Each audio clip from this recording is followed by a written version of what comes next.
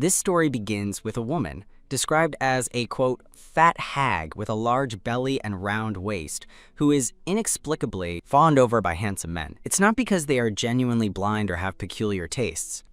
Rather, it's because all females here, once they come of age, are forcibly assigned an unlimited number of male mates. However, because the woman is fat and ugly, her mates genuinely can't bring themselves to touch her. Thus, for 3 years of marriage, none of them have ever laid a hand on her. But the woman, with the spirit of a dead pig not fearing boiling water, tries to forcefully approach them. This only makes her mates detest her even more, preferring to die outside than return home. The woman, holding a grudge, seized an opportunity to drug one of her Black Panther mates, Xiaoyan, hoping to ignite the flames of love. At this moment, Xiaoyan was tied to the bed, struggling. He wished he could strangle the dead fat pig in front of him, but due to the effects of the drug, his breathing became increasingly rapid. Even the woman's ugly fat face started to seem delicate and beautiful to him. Finally, unable to bear it any longer, he broke free from his chains, turned the tables, and pounced on the woman, pinning her to the ground. It was precisely at this moment that Shen Tang transmigrated into the original owner's body. In a panic, she instinctively kicked towards his vital spot with a powerful wall lamp kick. Xiaoyan immediately curled up in pain, feeling as if he had seen hell. Shen Tang seized the opportunity and quickly ran out. She followed her memories to a small Western-style house, but the next scene made her almost vomit bile from disgust. The inside was filled with garbage everywhere, and white maggots crawled in the leftover food. She forced herself to endure the nausea and clean the room thoroughly, inside and out.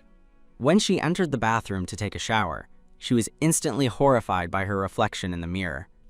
Her hair was messy, as if it hadn't been washed in years, and her body easily carried 300 pounds of fat. With a casual rub, she could produce gray balls the size of eggs. Her greasy, fat face was covered in pus-filled acne, and her teeth were crooked and stained with a disgusting yellow. Shen Tang couldn't take it anymore. She immediately leaned over the toilet and threw up until she was dizzy. She was disgusted by herself. Just then, a system notification sound suddenly rang in her mind. Congratulations, host, for binding the handsome male capture system. Complete tasks to improve your appearance and increase personal charm. Complete all capture targets to return to your original world and obtain inexhaustible wealth. Her targets were her 5 Beastmen mates. For Shen Tang, this was like a timely solution to her urgent problem. Not only could she become beautiful, but she could also capture handsome men and return to Earth. The beginner's gift pack from the system was a detoxification pill. After reading its description, she learned its purpose was to expel toxins from the body and prevent further deterioration. Not long after Shen Tang took it, sticky black substances seeped from her pores. She endured the nausea and scrubbed for 5 hours before finally getting clean. Now she looked in the mirror. After detoxing, the pimples on her face were no longer inflamed, and her skin no longer felt prickly. She thought, as long as I complete the tasks, I can return to normal, right? It turned out that the original owner was once a noble princess of the empire and was matched with 5 top-tier mates. But on her wedding day, she discovered that she was an imposter princess who had been swapped at birth. The queen, feeling immensely guilty towards her biological daughter, who had just been brought home, gave her all the good things. The original owner, consumed by jealousy towards the new princess, began to relentlessly target her, even secretly colluding with enemy forces to try and kill her. Eventually, she was exiled by the queen to this desolate land, and her 5 mates were also charged and exiled with her. The original owner then began to neglect herself, becoming lazy, ugly, and irritable, venting all her resentment on her mates. Later, due to an overdose of medication, she was directly killed by Xiaoyan. Shen Tang was determined not to repeat the original owner's mistakes. That night, she lay in bed, unable to sleep. Suddenly, footsteps sounded outside. She looked out the window and saw a figure approaching. This person was one of her mates, Shen Yi, whose beast form was a red tiger. She recalled the original owner's memories and learned that this mate was her adopted older brother and had grown up with the original owner. He currently had the lowest level of aversion towards her, making him likely the easiest to capture among the 5 mates. At this moment, Shen Yi felt a surge of disgust at the thought of seeing that annoying, dirty female again. He mentally prepared himself and was about to knock when the door opened from the inside. When Shen Tang saw the handsome man in front of her, she was stunned. She had never seen such a good-looking man in her life. Shen Yi saw her infatuated expression and felt even more disgusted. He was about to mock her, but suddenly realized something was off. The female in front of him was still fat and ugly, but she was much cleaner, without that long-standing foul odor. She even exuded a faint, clean scent. What the hell? This female actually took a bath.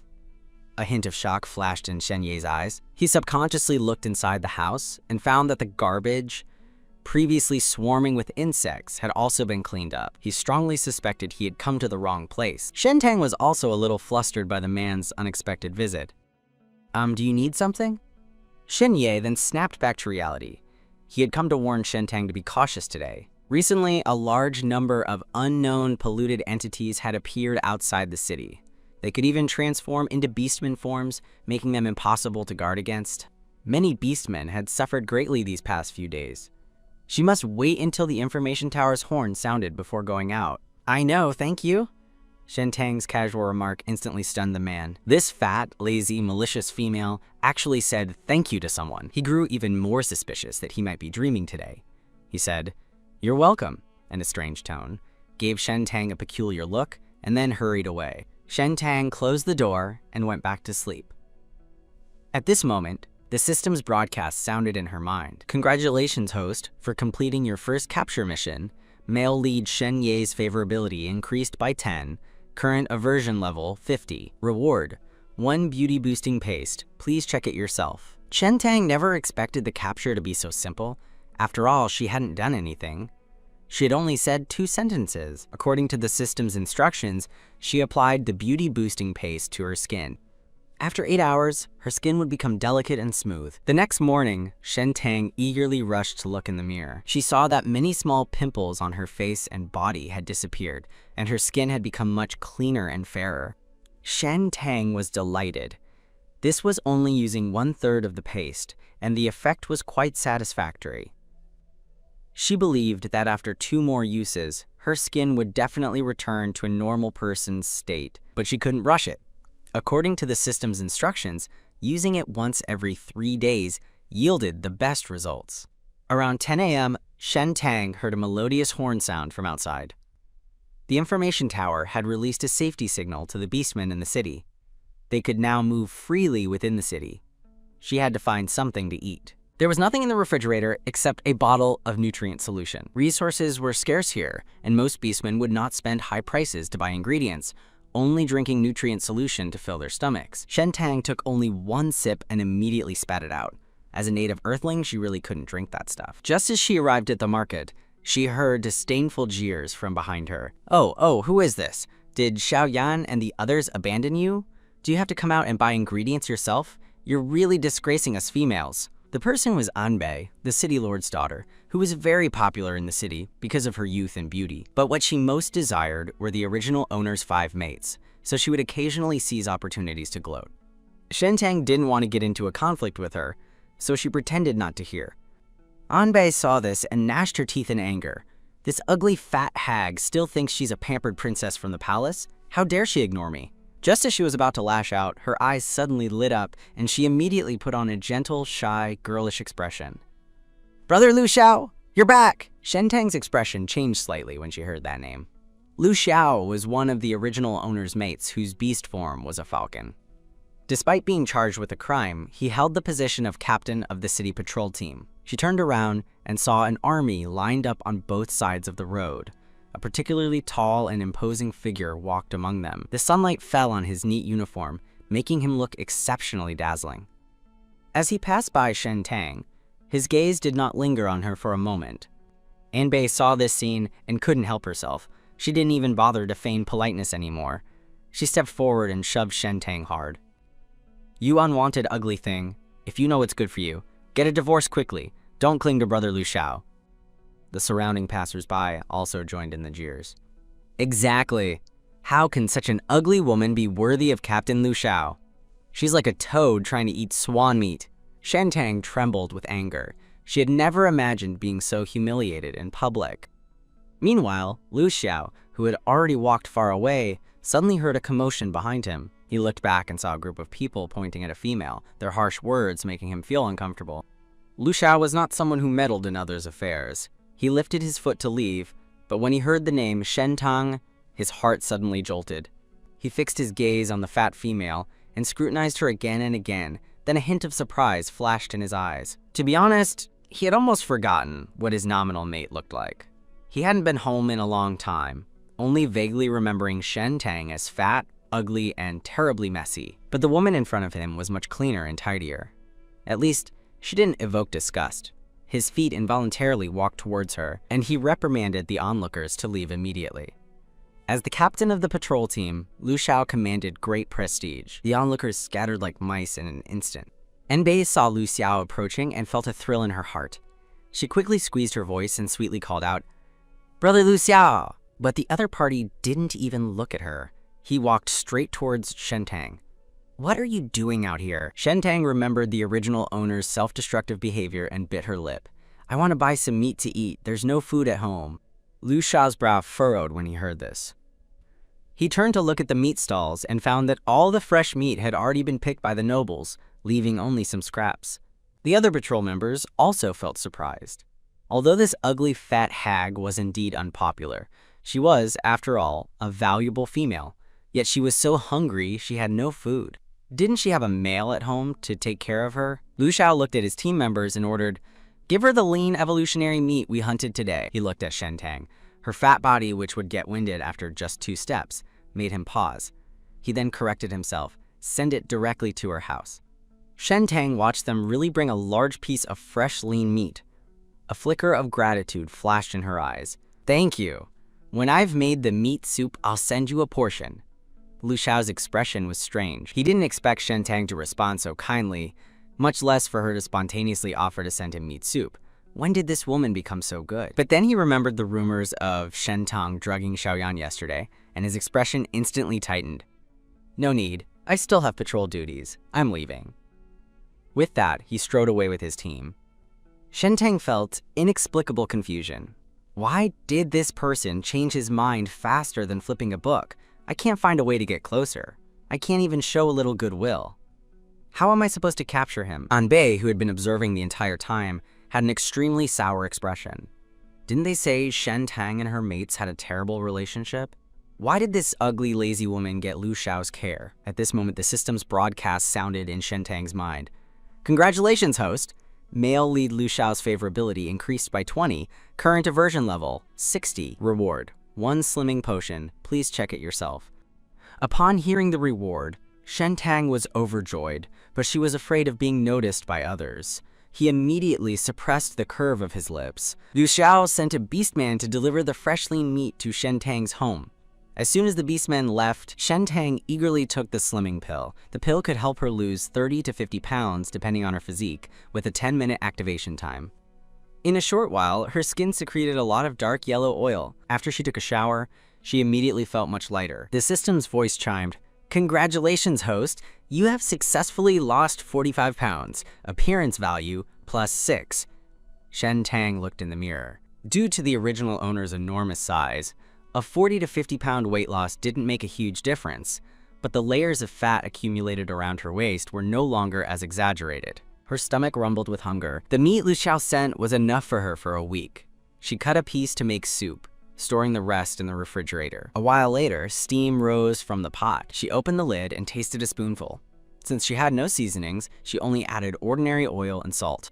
Although it was a bit bland, it was definitely much better than nutrient solution. After she had her fill, she ladled a few bowls into a thermos, preparing to deliver them to her mates. However, she felt a little uneasy. She thought of Xiaoyan. That man probably wanted to kill her now, and she didn't dare to see him. As for Lu Xiao, he should still be patrolling outside the city at this time. So, after some thought, she decided to go find the fox first. She walked through several streets before finally finding Shen Ye's house. After her mates fell out with the original owner, they all moved out of their shared residence and bought other properties. She stood at the door and nervously knocked, but there was no response for a long time. After hesitating for a moment, she directly pressed the eye scanner at the door. The original owner had permission to enter her mates' residences, so she didn't need a key to open the door. She pushed the door open and had just walked into the living room when she bumped into Shen Yi, who had just finished showering and only had a towel wrapped around his waist. He was using a towel to wipe his hair and froze instantly when he saw Shen Tang walk in. The man's damp red hair lay messily on his back, water droplets sliding over his chest. His broad shoulders and narrow waist showed strong, defined muscles. Shen Tang stared. Momentarily mesmerized, and could even hear herself swallowing. Shen Yi glared, grinding his teeth, and roared, "Shen Tang, are you trying to die?" I'm going right now!" Shen Tang snapped back to reality and turned to run, panting heavily outside the door, her fat jiggling. She hadn't forgotten that the original owner used to frequently swoon over Shen Yi, often secretly peeking at him while he showered, relying on their sibling relationship, same father, same mother. If it weren't for her princess status protecting Shen Yi, he would have secretly killed her long ago. Not long after, a voice as cold as ice came from inside. "Come in."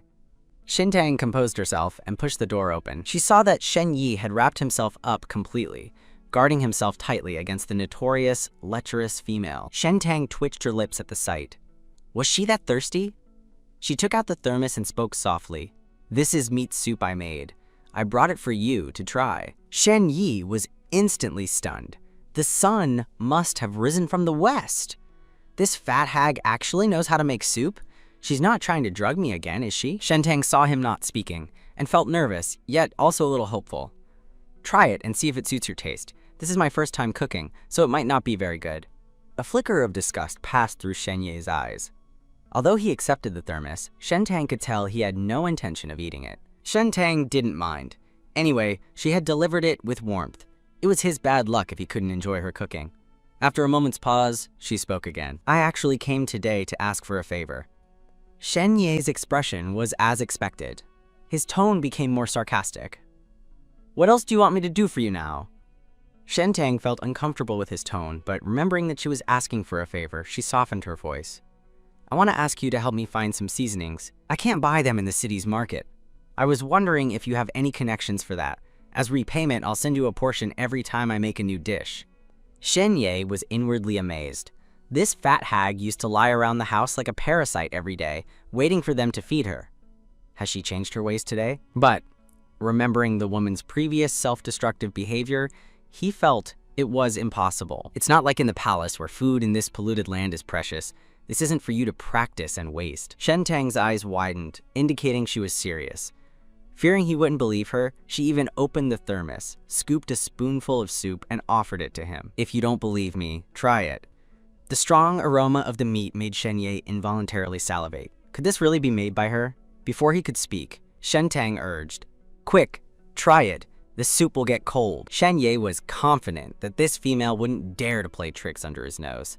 If she really dared to drug him, he would send her to see the beast god on the spot. Shen Yi took only one taste, and a look of surprise quickly flashed in his eyes. The soup was rich, and the lean meat was stewed until tender and flavorful. He had also come from the palace. He had eaten dishes from all sorts of five-star chefs. But this meat soup was surprisingly not inferior to what the imperial chefs made. This made him even more certain that Shen Tang hadn't made it. If this fat hag could cook, then pigs could fly. He drank the entire pot of meat soup, leaving not a single drop, and still seemed to want more. "I'll help you find spices." He wanted to see with his own eyes what other tricks she could pull. Hearing this, Shen Tang smiled happily. But with just a smile, her crooked, rotten teeth were revealed, horribly ugly, making one want to pull them all out. Shen Yi turned his head away, full of disdain. "Close your mouth, it's disgusting." Shen Tang's mouth twitched in anger. How had she never noticed before that this fox was also so sharp-tongued? Shen Yi's gaze fell on Shen Tang's face again.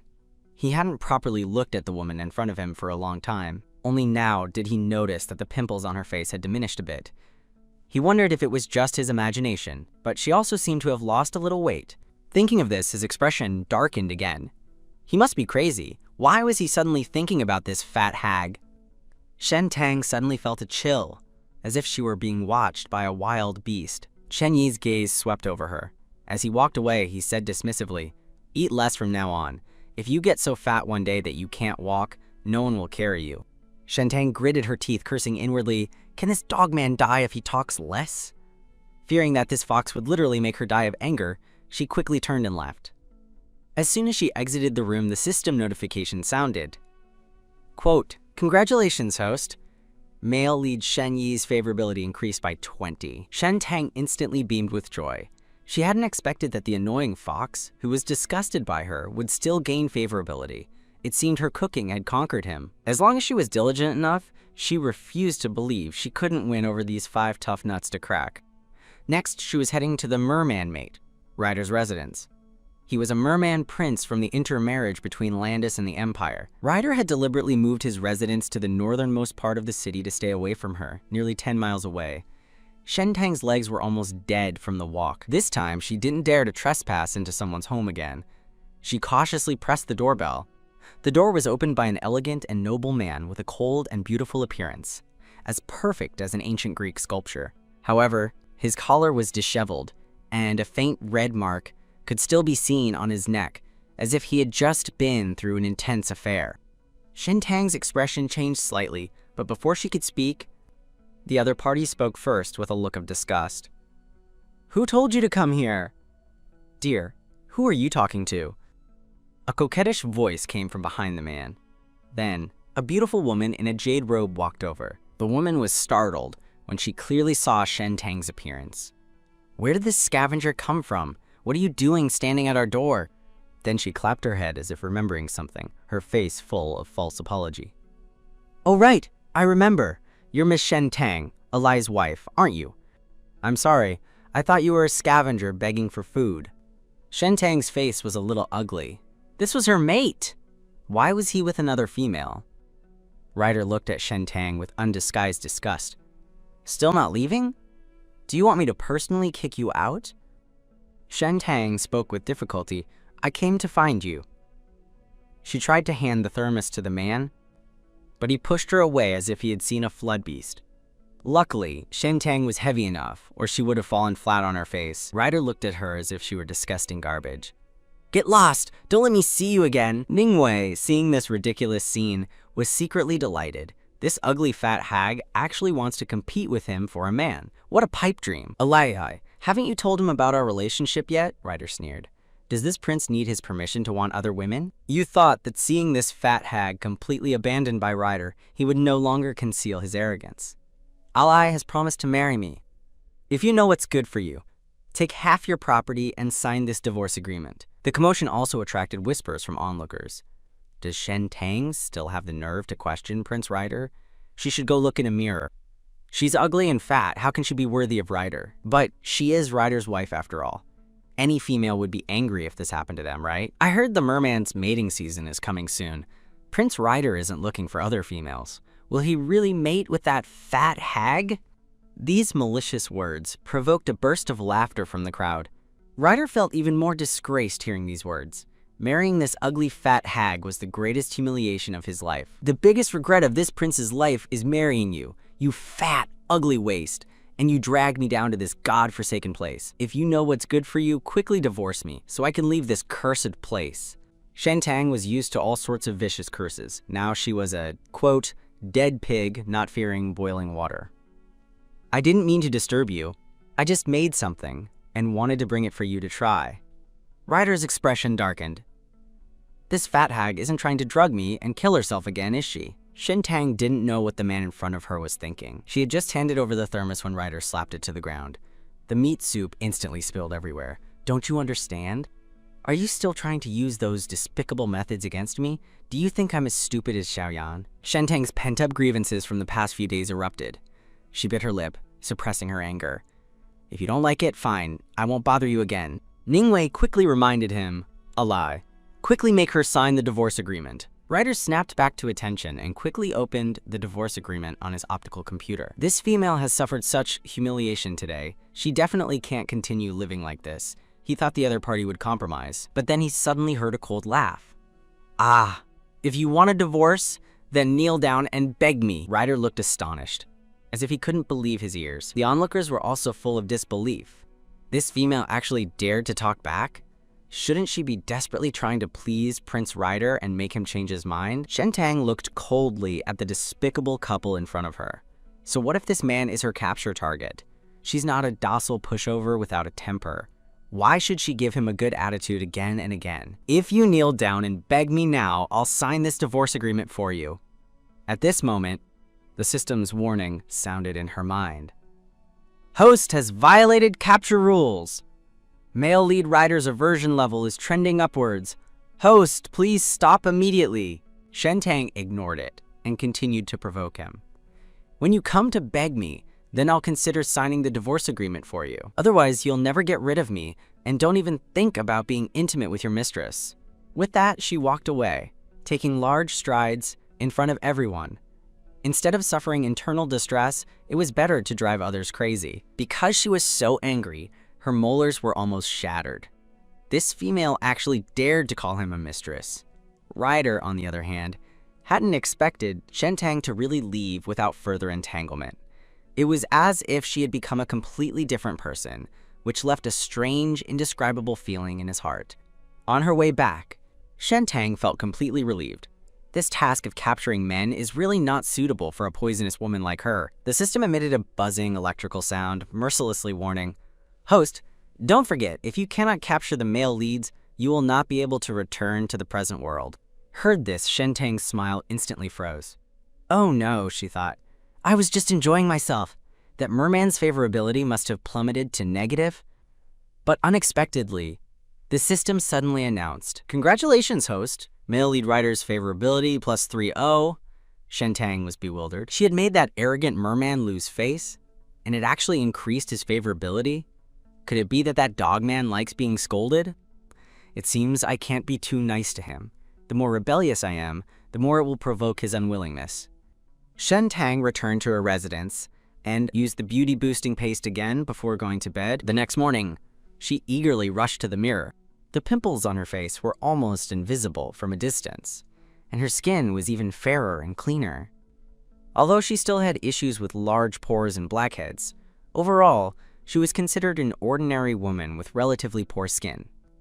Shentang was delighted to see the changes on her face, and her resentment also vanished without a trace. But touching the mountain-like fat on her belly, she still sighed, so she started running around the streets every morning and evening. Passers-by looked at her with curious gazes, as if seeing a street performer.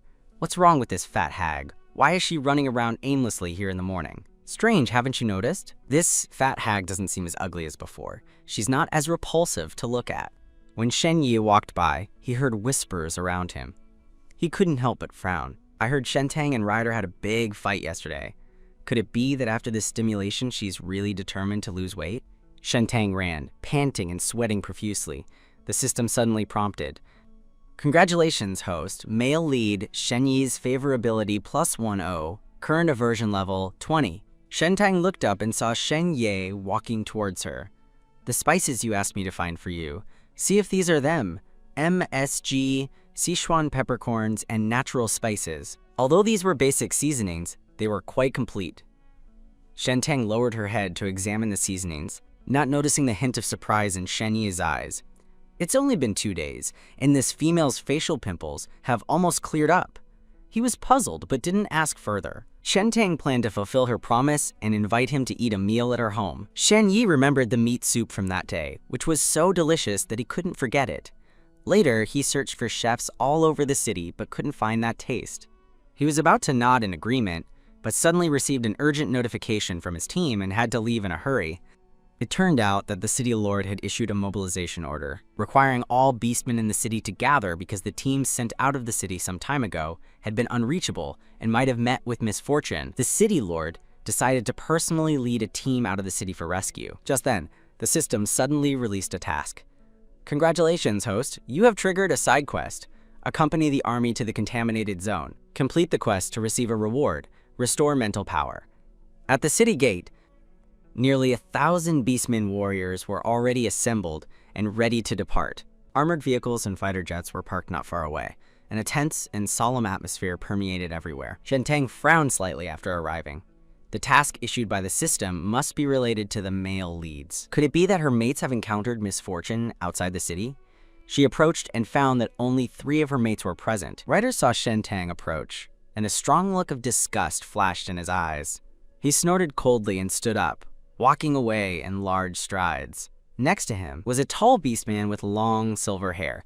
Shentang recognized him as the original owner's snakemate, Shu Changju. He didn't even bother to give her a proper look. In comparison, only Shen Yi's attitude towards her was slightly better. He frowned when he saw her approach. What does this female want? The beastmen present whispered among themselves. The city lord only allows females with mental power of sea level or above to accompany the army. Male beastmen fighting in contaminated areas for a long time are very prone to mental agitation, and only female mental power can provide comfort. What is this useless Shen Tang, who has no mental power, doing here? The city lord's gaze swept over Shen Tang, his expression heavy. He glared at her. "Get out of here! This is not a place for fooling around." Shen Tang ignored these mocking words. "I'm not here to cause trouble. I want to accompany the army." The city lord's disgust deepened. "Do you know where we're going this time? If you don't leave now, don't blame me for calling people to remove you." Shen Tang quickly spoke. "I know. You're going to the B405 contaminated zone to find the missing teams." The city lord's eyes flashed with surprise. He had thought this female was trying to cause trouble again, but he didn't expect her to be prepared. However, he immediately frowned again. "You know, and you still dare to follow? That's a level 1 contaminated zone. Weaklings will be swallowed whole, leaving no bones. You don't even have mental power. Following us will only make you a burden. No one will care if you live or die on the battlefield." Shen Tang ignored his sarcastic remarks and only sincerely stated, "Just let me follow. Don't worry about me if I encounter danger." The city lord pondered for a moment. "Then you can follow. Everyone must sign a death waiver before going. If you die, there won't even be anyone to collect your body." The city lord didn't actually intend for Shen Tang to go. If the imperial princess really died, he would have trouble explaining it. He just didn't want to be pestered at such a critical moment. He thought Shen Tang would be scared off by the death waiver, but to his surprise, she signed her name readily. Chen Ye, writer, and Su Kangju all felt surprised when they saw her sign the death waiver. This female is very afraid of death. What's gotten into her today that she insists on coming along? Half an hour later, the team began to move. Flying beastmen transformed into their beast forms and went ahead to scout. The other beastmen rode in armored vehicles and fighter jets. Among the thousands of people, only a dozen females came. They were assigned 2 separate armored personnel carriers, and Shen Tang was in one of them. The last person to get on the vehicle was Anbei, the city lord's daughter. Even though there were empty seats across the aisle, she deliberately walked up to Shen Tang to provoke her. "Can you move over? There aren't enough seats already, and your big butt takes up 3 people's space, leaving us nowhere to sit." "Exactly, exactly," a follower echoed repeatedly. "Did you smell a sour, sweaty odor? Who hasn't showered in days? It stinks. The fatter you are, the more you sweat. This Shen Tang never showers. It must be her." Shen Tang's plump physique made her sweat profusely with every movement, but she had just showered that morning. She was certain there was no strange odor coming from her. Those people were clearly deliberately ostracizing her. Seeing her not speak, these people became even more arrogant. "That fat pig, can you get off and run alongside the car? That way you can lose weight too." "Ha ha ha, that's a great idea." Soon, a roar of laughter erupted in the carriage. But at this moment, Shen Tang suddenly stood up, startling the group of females. She looked down at the fox-tribe female who had spoken earlier. "You were the one who suggested I get off the car, right?" She was already ugly, and the twitching flesh on her face made her look even more fierce and evil, frightening that female until her face turned pale, stammering, I was just kidding." Shen Tang then coldly swept her gaze across the other people in the carriage. The original owner was tall, fat, and strong. Standing there, she was like a small hill, exuding immense pressure. The other females in front of her were like weak little chicks. Let me see who else is disgusted by whom. Say one more word, and this old lady will kick you out. It's very spacious outside. The females were instantly choked into silence, not daring to speak. Even Anbei felt a hint of fear. If this ugly monster really went crazy, with her 300 to 400 pounds, one punch could send them into a pit. Which of these fragile females could withstand that? So everyone in the carriage obediently shut their mouths. Shen Tang's ears finally found peace. It seemed that dealing with this group of people required fighting evil with evil. As the vehicle gradually went deeper, the scenery outside slowly changed. The wilderness was lush, but rarely saw living animals. A faint gray mist permeated the air. Shen Tang felt a little uneasy. Just then, the system's voice sounded, "Congratulations, host, you have completed the side quest. Accompany the army to the B405 contaminated zone. Mental power restoration has automatically taken effect." At this moment, a roar that shook the mountains suddenly came from not far away. A horde of zombies was besieging a lone Black Panther. The Black Panther was like a killing machine, tearing the pouncing zombies to shreds. But as the battle continued, his mind became increasingly chaotic, and the scene in front of him gradually began to distort. At this time, several armored vehicles broke through the mist and stopped at the edge of the battlefield. The doors quickly opened, and several beastmen in white uniforms jumped out.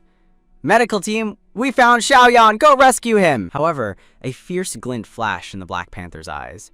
He suddenly turned and let out a roar at the approaching medical team. "Damn it, Xiaoyan has lost his mind," someone shouted in horror. More beastmen jumped out of the armored vehicles, trying to subdue the Black Panther, but they were helpless against Xiaoyan in his berserk state. Just as the situation was about to spiral out of control, several fighter jets flew low, quickly dropping several electronic capture nets. The nets flashed with blue electric light, accurately covering the Black Panther's body. The current instantly coursed through his flesh, but it did not successfully electrocute him into unconsciousness, only making the Black Panther even more agitated. A strange black mist entwined his body. It was the physical manifestation of mental agitation, almost consuming him. The females in the carriage were already trembling with fear. At this moment, the system's broadcast sounded in Shentang's mind. Host has triggered a side quest. Help male lead Xiaoyan overcome mental agitation. Complete the quest to receive a reward. Slimming pill. Shentang was surprised. It was Xiaoyan outside. She didn't have time to think and quickly got out of the car. Everyone present surrounded the Black Panther. Even Shen Ye and Ryder were there, their faces all showing despair, as if they had seen their own tragic future. Ryder strode over and roared at Shentang. "You still have the nerve to show up. If it weren't for you, Xiaoyan wouldn't have become like this." Shentang was confused. What did this have to do with her? She learned from the system that male beastmen fighting in contaminated areas for a long time would trigger mental agitation, and the longer the time, the more severe the mental agitation. Shentang had never provided mental comfort to her 5 mates, which led to Xiaoyan losing control and becoming a beast. The city lord looked at the trapped Black Panther, his expression extremely grim. Xiaoyan was a powerful S-level beastman. To provide him with mental comfort, at least an A-level female was needed.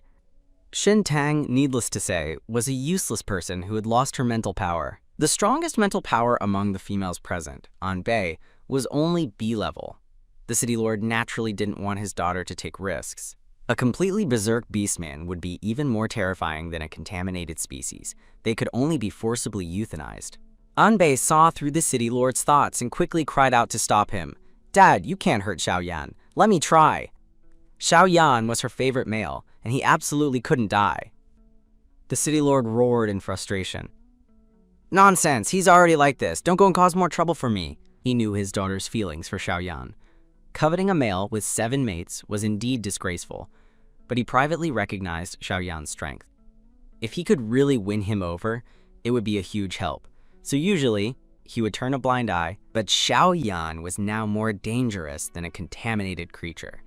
This was no laughing matter. "Dad, believe me, let me try." Anbei was confident that if she could successfully soothe Xiaoyan's mental agitation, when the man woke up, he would willingly submit to her. Shen Ye and the others would also definitely become interested in her and become her loyal followers. Thinking of that scene, Anbei was extremely excited. Taking a little risk was worth it. Shentang frowned and looked at the Black Panther not far away. If this dragged on, he would either die from mental agitation or be shot to death. "Let me do it!" Shentang's sudden remark made the entire scene fall silent. Anbei sarcastically said, "What can a useless person like you do? Only I can save him now. You'd better stand there and not move. Don't interfere with my business." Shentang didn't bother to explain much and walked straight towards the Black Panther. The beastmen and females were surprised, and the city lord also frowned tightly. But the next second, a hint of darkness flashed in his eyes, and he didn't send anyone to stop her. If this princess was looking for death herself, he couldn't stop her. If this troublesome female died, his daughter would have a chance to win over those mates. Why not? Anbei stomped her foot in anger. This useless person actually dared to say she was in the way, but she didn't dare to rush forward recklessly either. She had witnessed the horror of a berserk beastman. This useless person would definitely be torn to shreds if she went over, which would be good for testing the waters. The tranquilizer on the Black Panther took effect, and he lay on the ground, temporarily losing his ability to resist. But the moment Shentang approached, he suddenly got up and pounced on her, knocking her to the ground. The crowd instantly erupted in chaos. The tranquilizer is actually useless against high-level berserk beastmen. Shen Tang is dead for sure now. Anbei's eyes flashed with schadenfreude, wishing the Black Panther would quickly bite off Shen Tang's neck. But the next second, everyone present showed shocked expressions. The scene of blood and gore did not appear. Instead, a white light emerged from Shen Tang's palm, slowly dispelling the black mist wrapped around the Black Panther's body. This is mental power. Shen Ye, Ryder, and Shui Kangju looked at the white light emanating from her palm, and the disgust or amusement on their faces quickly subsided. At this moment, Shen Tang's will to survive reached its peak, and she desperately concentrated her mental power. She was not from this world and had never used mental power before. She thought it would be very slow, but unexpectedly, her mental movements were effective in the competition. Shen Tang increased the output of her mental power, and the black mist clinging to the Black Panther became lighter and lighter. After the black mist completely disappeared, the Black Panther also lost all his strength and fainted on the ground. Shen Tang seemed to see the Black Panther looking at her deeply before losing consciousness, though she didn't know if he had regained his sanity. The military doctor checked the Black Panther's physical condition and was overjoyed. Xiaoyan's agitation level had actually dropped to normal. Originally, his mental agitation had exceeded 90, and even with an A-level female's comfort, it would have been irreversible unless there was an S-level female. But Shen Tang, this useless person, hadn't she lost her mental power long ago? Could it be that her mental power has recovered? Anbei stared at Shen Tang with venomous eyes. This is absolutely impossible. It must be some trick this ugly monster Shen Tang pulled. As soon as Shen Tang got up, she heard the system's broadcast in her mind. Congratulations, host. Ryder's favorability +15. Shui Kangju's favorability +19. Shen Yi's favorability has skyrocketed and has now moved beyond aversion. Current favorability 10.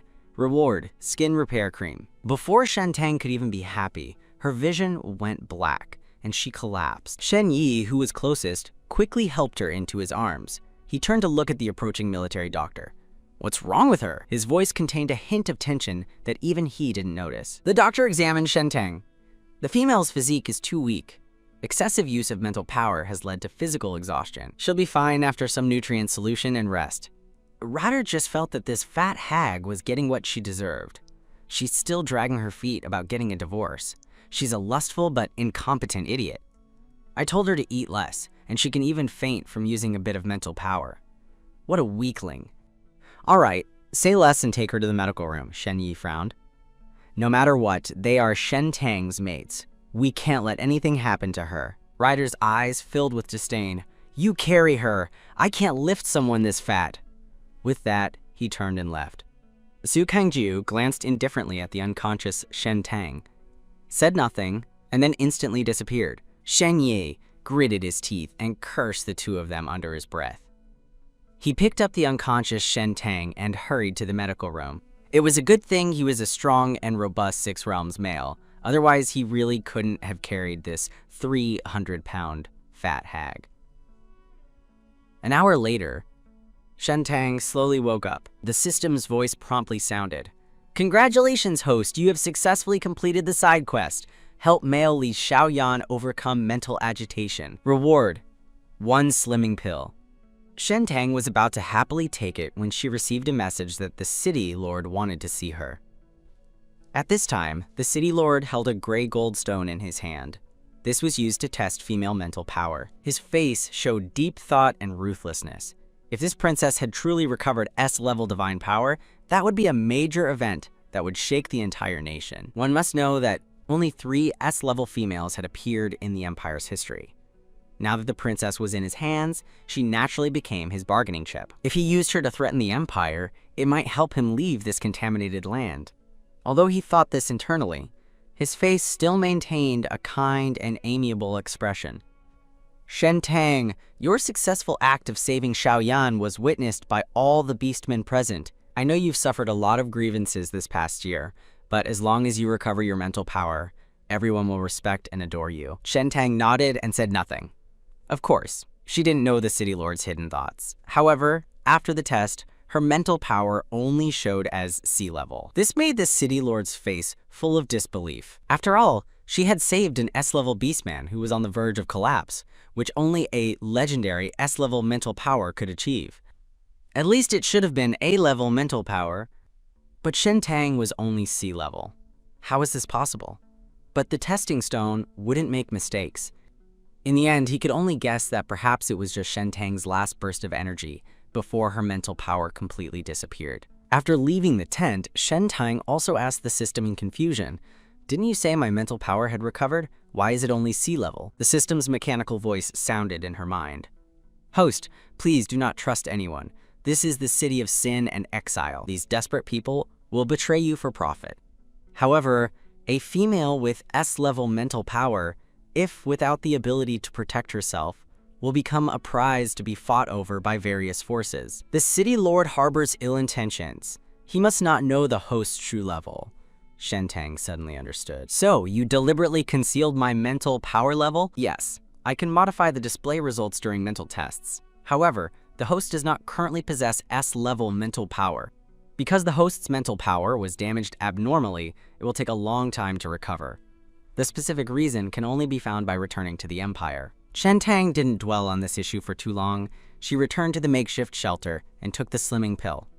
After her body expelled the oil, she took a shower. "Congratulations, host. You have lost 41 pounds. Charm value +6. Although the weight loss was not as much as the first time, from a visual perspective, the change in her figure was more noticeable this time. However, with rapid weight loss in a short period, her skin's elasticity couldn't keep up. Shen Tang found that the skin on her arms and belly had become very loose. Following the system's prompt, she used the previously rewarded skin repair cream. The repair cream's effect time was very short. After just a few minutes, the loose skin on her body became firm again.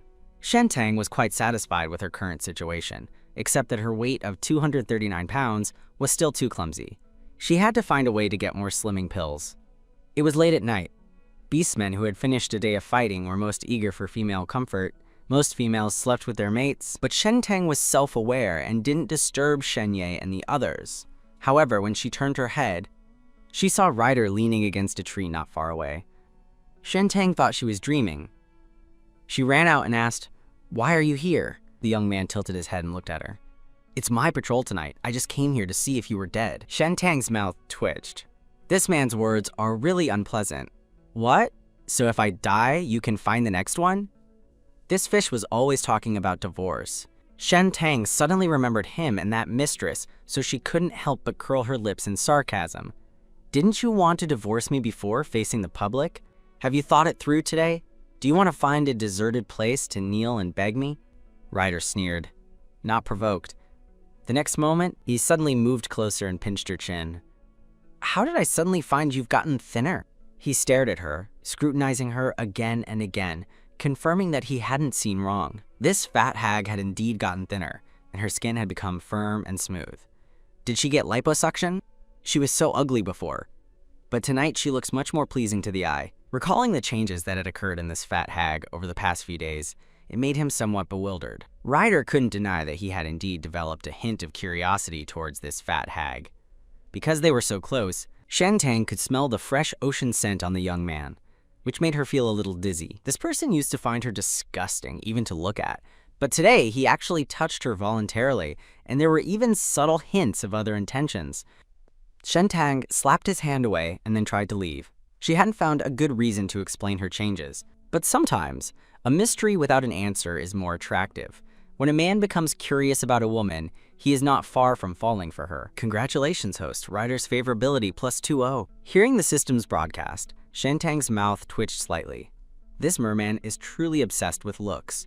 Such an important event as her awakening mental power only added 15 favorability, but a slight improvement in her appearance directly added 20. She wiped her face and planned to go find Xiaoyan, but unexpectedly, she met Shen Yi halfway. Shen Yi's gaze fell on her, and a hint of surprise also appeared in his eyes, but he didn't ask much. Instead, he handed her an off-white crystal. "What is this?" Shen Tang hadn't expected Shen Yi to give her a gift. It seemed he had come specifically to find her. Shen Yi's tone hadn't changed much. "You'll know after you take it. This thing was originally meant for you, but before..." He glanced at Shen Tang and didn't continue. Shen Tang understood what he meant. The original owner was extravagant and would squander good things, turning them into gambling debts the next day. From the system, she learned that this white crystal was for nourishing mental power, and was a rare, good item. Shen Tang wasn't pretentious and swallowed the crystal whole. The crystal instantly transformed into a warm current, melting into her limbs and organs. Her mental power also increased from 1% to 5%. It wasn't a huge increase, but it was a pleasant surprise. Before she could even thank him, Shen Ye asked first, "When did your mental power recover? Why did you never tell us?" Shen Tang casually made up an excuse. "I vaguely felt it these past 2 days. I didn't expect it to actually recover, but it's only sea level. It might just be a temporary recovery before it completely disappears." Shen Yi had heard about her test, but at least it was stronger than before. He looked at Shen Tang's face and suddenly noticed that her pimples were almost gone, and she had lost some weight. Her facial features didn't seem as crowded anymore, and she looked much more pleasing to the eye. Even he didn't realize that his tone towards Shen Tang was no longer as cold. "I didn't expect you to voluntarily step forward and save Xiaoyan today. This crystal is my thank you." The implication was for her not to overthink it. "You are my mates. Providing you with mental comfort is what I should do." Hearing this, Shen Ye was instantly stunned.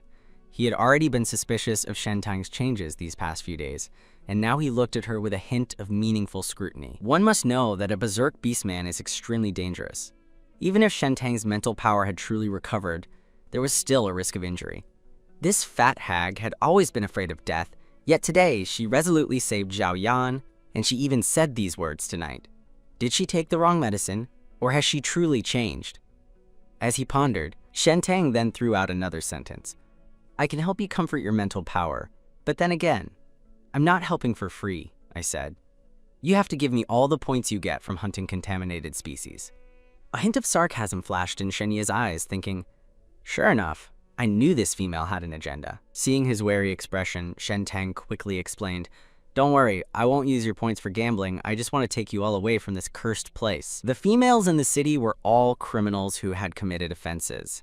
If they wanted to leave this wretched place, they had to earn enough atonement points. Generally, the mate's points were counted towards the female's account, but there was no law mandating it. Shen Ye and the others had unbound their accounts from the original owner 3 months ago. If she relied on herself, she wouldn't earn enough points in 8 lifetimes. However, Shen Yi refused very directly, his voice cold and ruthless. "Don't even think about it. Do you think I'd still trust you?" Shen Tang wasn't surprised by the rejection. After all, the original owner's rotten reputation was deeply ingrained in people's minds. Anyway, there's still plenty of time. No need to rush. Meanwhile, Xiao Yan woke up with a splitting headache. Memories of his berserk period were fragmented. He had thought he was doomed this time. Even if he didn't die from a mental breakdown, he would certainly be shot by the army. As the youngest major general of the empire, ending up like this was a huge joke. And all of this was because of that female, Shen Tang. Xiaoyan admitted that a monstrous hatred had grown within him for her. He even wished he could drag her down with him. But as he gradually sobered up and the fragmented memories in his mind slowly reassembled, he was instantly stunned. It was that fat hag Shen Tang who had provided him with mental comfort. But hadn't she lost her mental power long ago? Could it be that her mental power had recovered? But even if she still had mental power, why would that malicious female be kind enough to comfort him? He had always disdained bonding with females, looking at those males who stooped low to seek female comfort with heartfelt contempt. Previously, during mental agitations in the Empire, he had always endured by taking inhibitors. However, there were no inhibitors in this place of exile. This time, it was also his first time experiencing mental comfort from a female after being injured. Recalling that feeling, his scalp tingled with comfort. It was even more satisfying than doing that kind of thing. But when Shen Tang's ugly fat face appeared in his mind, his expression immediately became as ugly as if he had eaten excrement. He was truly insane to even think about it again. Forget kissing her. Just looking at that ugly face made him want to vomit. There would definitely not be a second time. On the other side, the system suddenly prompted, "Target Xiaoyan's favorability updated. Has exited the blackening stage. Current aversion value is 90. Will not harbor killing intent towards the host. Reward, 1 bottle of insecticide." What is insecticide for? Shen Tang thought.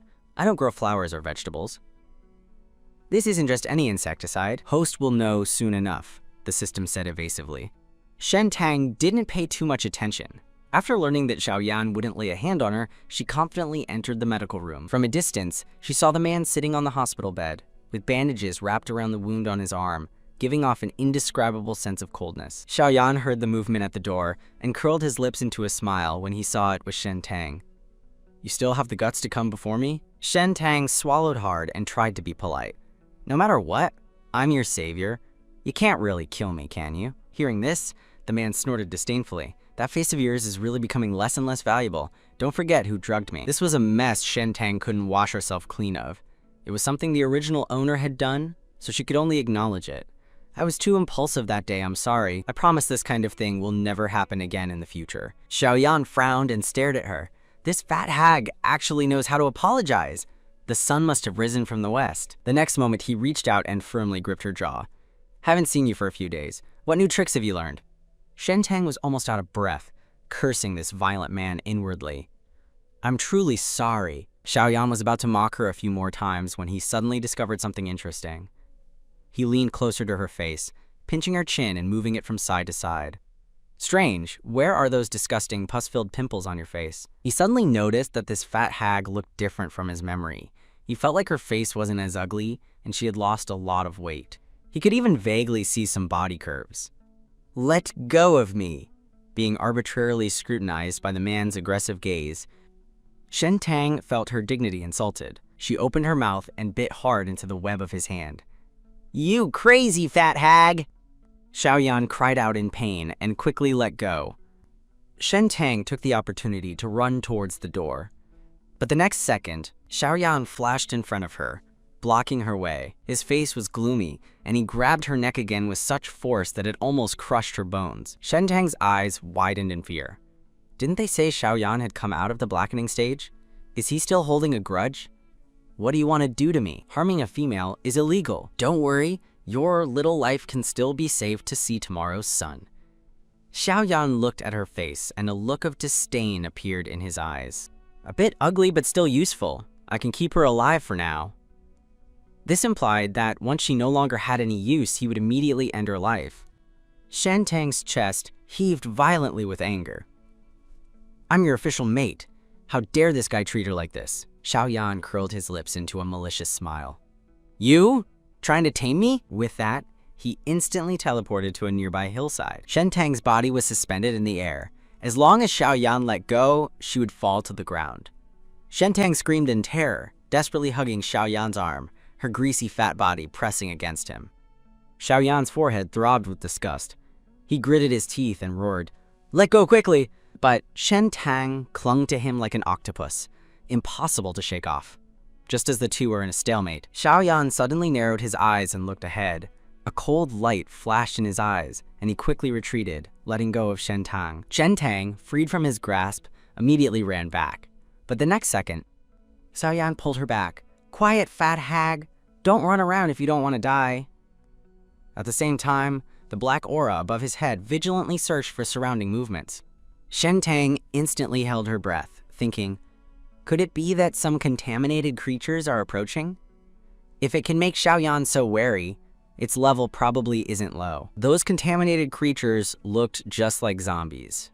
Relatively speaking, this dogman Xiaoyan was still better looking, so Shen Tang cautiously moved her fat body closer to him. Xiaoyan noticed her small movement and instantly showed extreme disgust. "Get away from me! Otherwise, I'll throw you out to feed the contaminated creatures!" Shen Tang couldn't help but roll her eyes, but fearing that this dogman would actually throw her out, she reluctantly moved backward. Unexpectedly, Xiaoyan became even more impatient. "Are you stupid? Get back here! So far away from me, do you want to become contaminated creatures' food?" "Didn't you tell me to stay away from you?" Shen Tang mumbled softly. So hard to please. She then maintained a distance that was neither too close nor too far. The gray mist in the forest grew thicker, and suddenly, dense red eyes appeared in the distance, followed by an overwhelming swarm of zombies and mutated insects rushing over. Seeing this, Xiaoyan quickly drew his pistol and fired a flare. With a sharp whoosh, the flare cut through the night sky and exploded in the darkness. The resting beastmen were startled awake and rushed out of their tents, fully armed and ready for battle. In just a blink of an eye, the zombie horde had surrounded the camp, blocking every escape route. Xiaoyan was the first to charge forward. Shen Yi and Ryder also quickly joined the battle. Among them, Shirei Kangju's ability attracted Shen Tang's attention. Black mist slowly rose from his body, then condensed into hundreds of venomous snakes that pounced on the zombie horde. Wherever the venomous snakes passed, the zombies were instantly devoured, completely, leaving only ashes on the ground. But there were simply too many of these things. Some of them slipped through, breaking through the defense line and invading the camp. Shen Tang couldn't find a suitable hiding place for a moment. In a panic, she climbed towards a nearby large tree. The mutated insects were getting closer and closer to her. Shen Tang twisted her fat body and desperately climbed up the tree.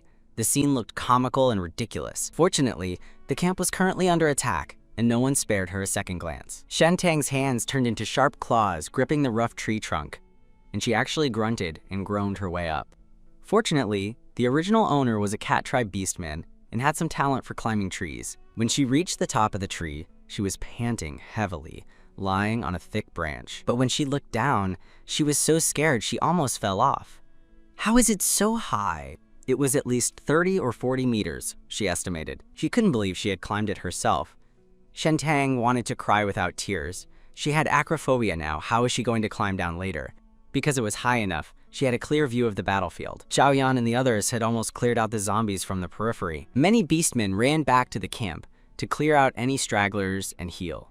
At the same time, some personnel were dispatched to protect the females. Shen Tang didn't notice that a mutated snake, smelling the scent of living beings, was slowly climbing up the tree trunk. Once it entered attack range, the mutated snake opened its bloody maw and lunged at Shen Tang. But the next second, an even larger and more menacing white snake appeared and swallowed the mutated snake in one bite.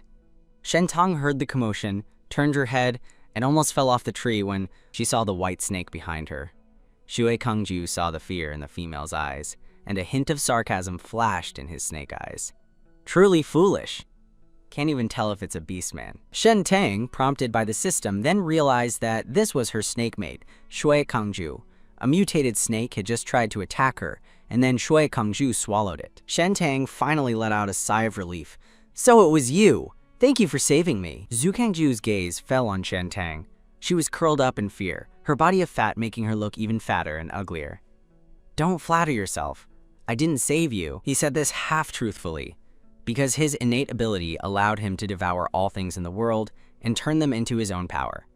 Contaminated creatures were also on his menu. So it wasn't wrong to say he just helped her out on a whim. When Shen Tang wanted to speak again, the white snake had already slithered down the tree trunk and disappeared into the night. Shen Tang pursed her lips. Frankly, among her mates, Xiaoyan had the highest aversion, but the one she feared most was Zhu Kangju. Zhu Kangju was a slave, a living corpse who had been forcibly taken as a mate by the original owner due to his powerful strength, used as a life-saving trump card. Although Zhu Kangju was of humble origin, he was ambitious. How could he willingly serve an ugly fat woman as his mistress? But bound by the contract, he had to act when she faced a fatal danger. Normally, he was nowhere to be seen.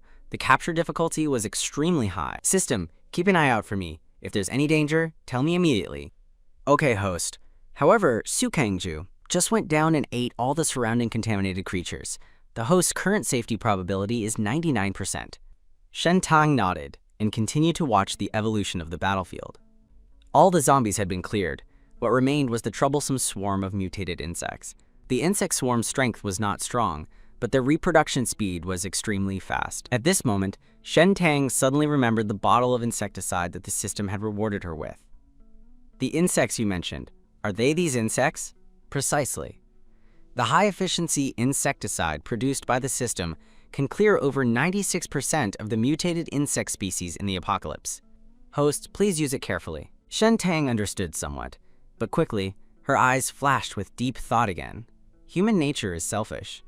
Most of these beastmen are hungry, and now, with only this bottle of insecticide in my hand, it's best kept as a trump card for self-preservation.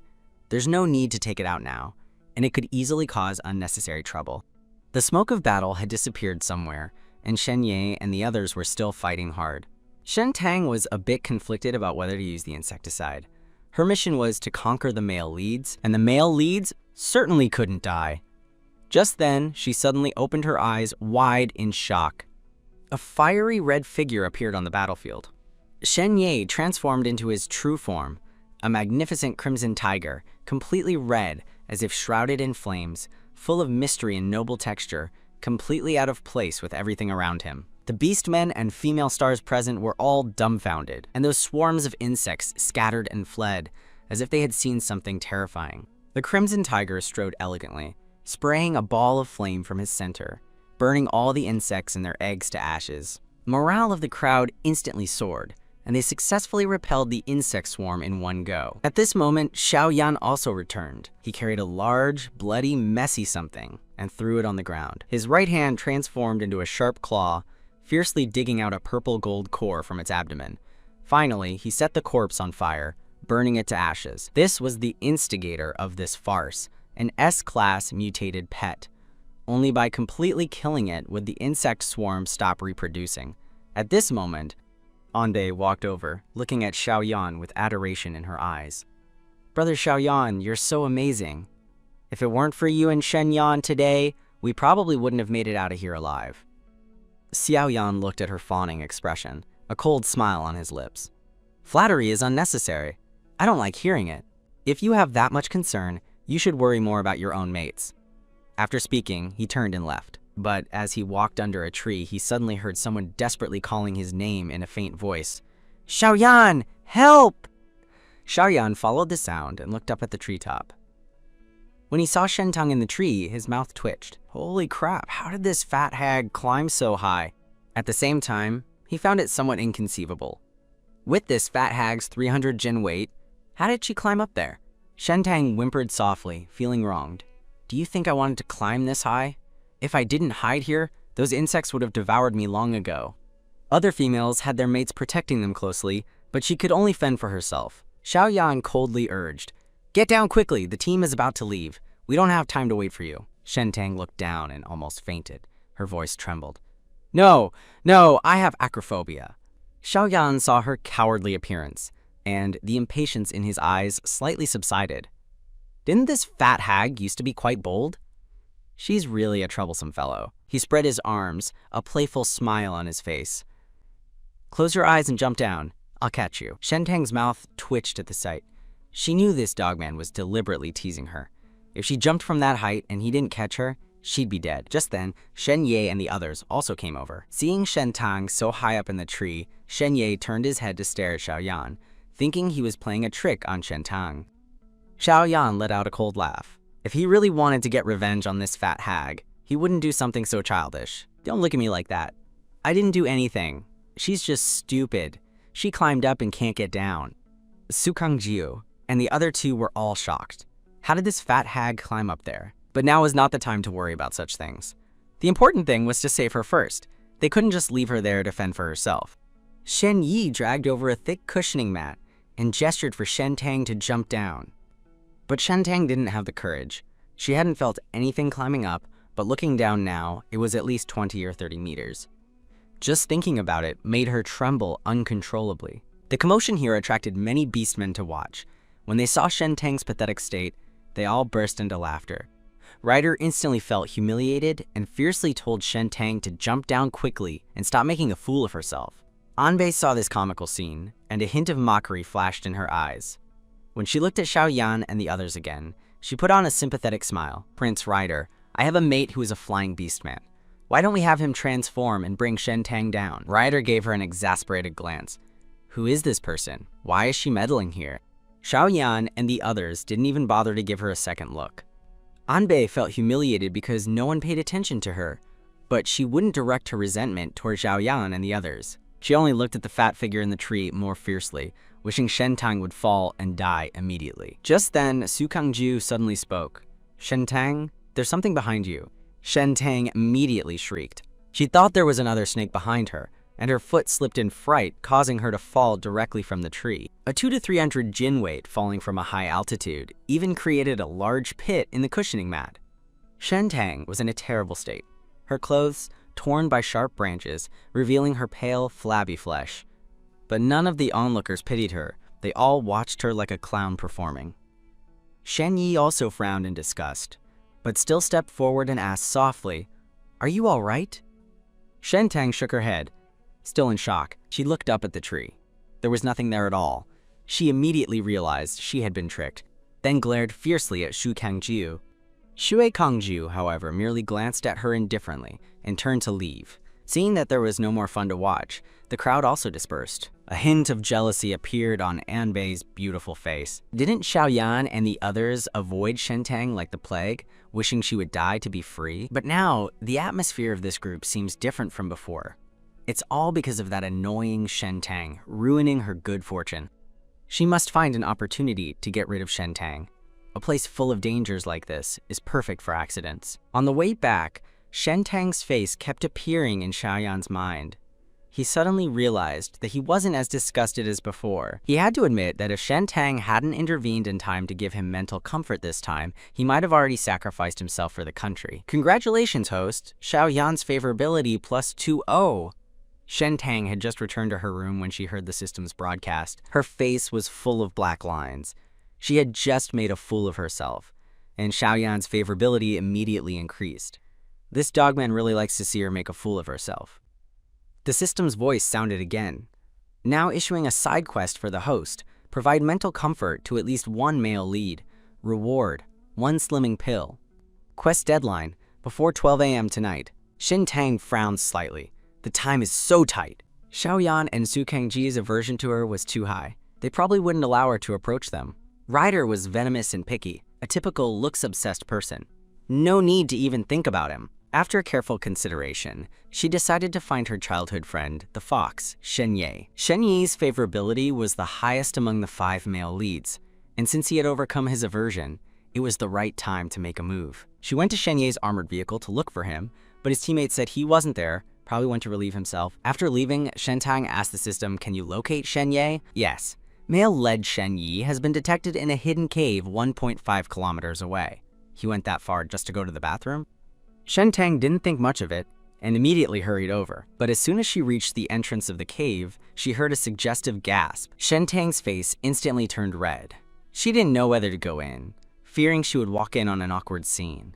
Under the system's prompt, she learned that Shen Ye was undergoing a breakthrough, triggering a mental rampage. This was his most vulnerable moment, and she had to seize the opportunity. Shentang stood at the cave entrance, hesitated for a moment, then walked in. In the dim cave, Shen Yi was leaning against the wall. An abnormal flush appeared on his handsome face, and his expression was one of suppressed pain. Sweat had almost soaked his clothes, and his fiery red, fluffy tail was exposed behind him. This semi-beast transformation was a premonition of losing control. When he heard footsteps from the cave entrance, his cold pupils instantly constricted. The next moment, he quickly drew his pistol, ready to shoot. "Shen Yi, it's me," Shentang's cautious voice came. Shen Yi recognized the person, and a hint of surprise flashed in his eyes. How did this female get here? At this moment, the hair on his forehead was soaked with cold sweat, his Adam's apple swallowed hard, and his pulsing veins were faintly visible, throbbing wildly. Shentang nervously scanned Shen Ye's flushed face. His condition was worse than she had imagined. At this moment, Shen Ye spoke in a hoarse, cold voice. "Who told you to come here? I have something to ask you. Someone said they saw you heading this way, so I followed to take a look, and then I heard someone talking inside the cave. I didn't expect it to really be you." Hearing this, Shen Ye's voice became even colder and more violent. "Get out! Get away from me!" Shentang's heart flashed with unease. "He's too fierce!"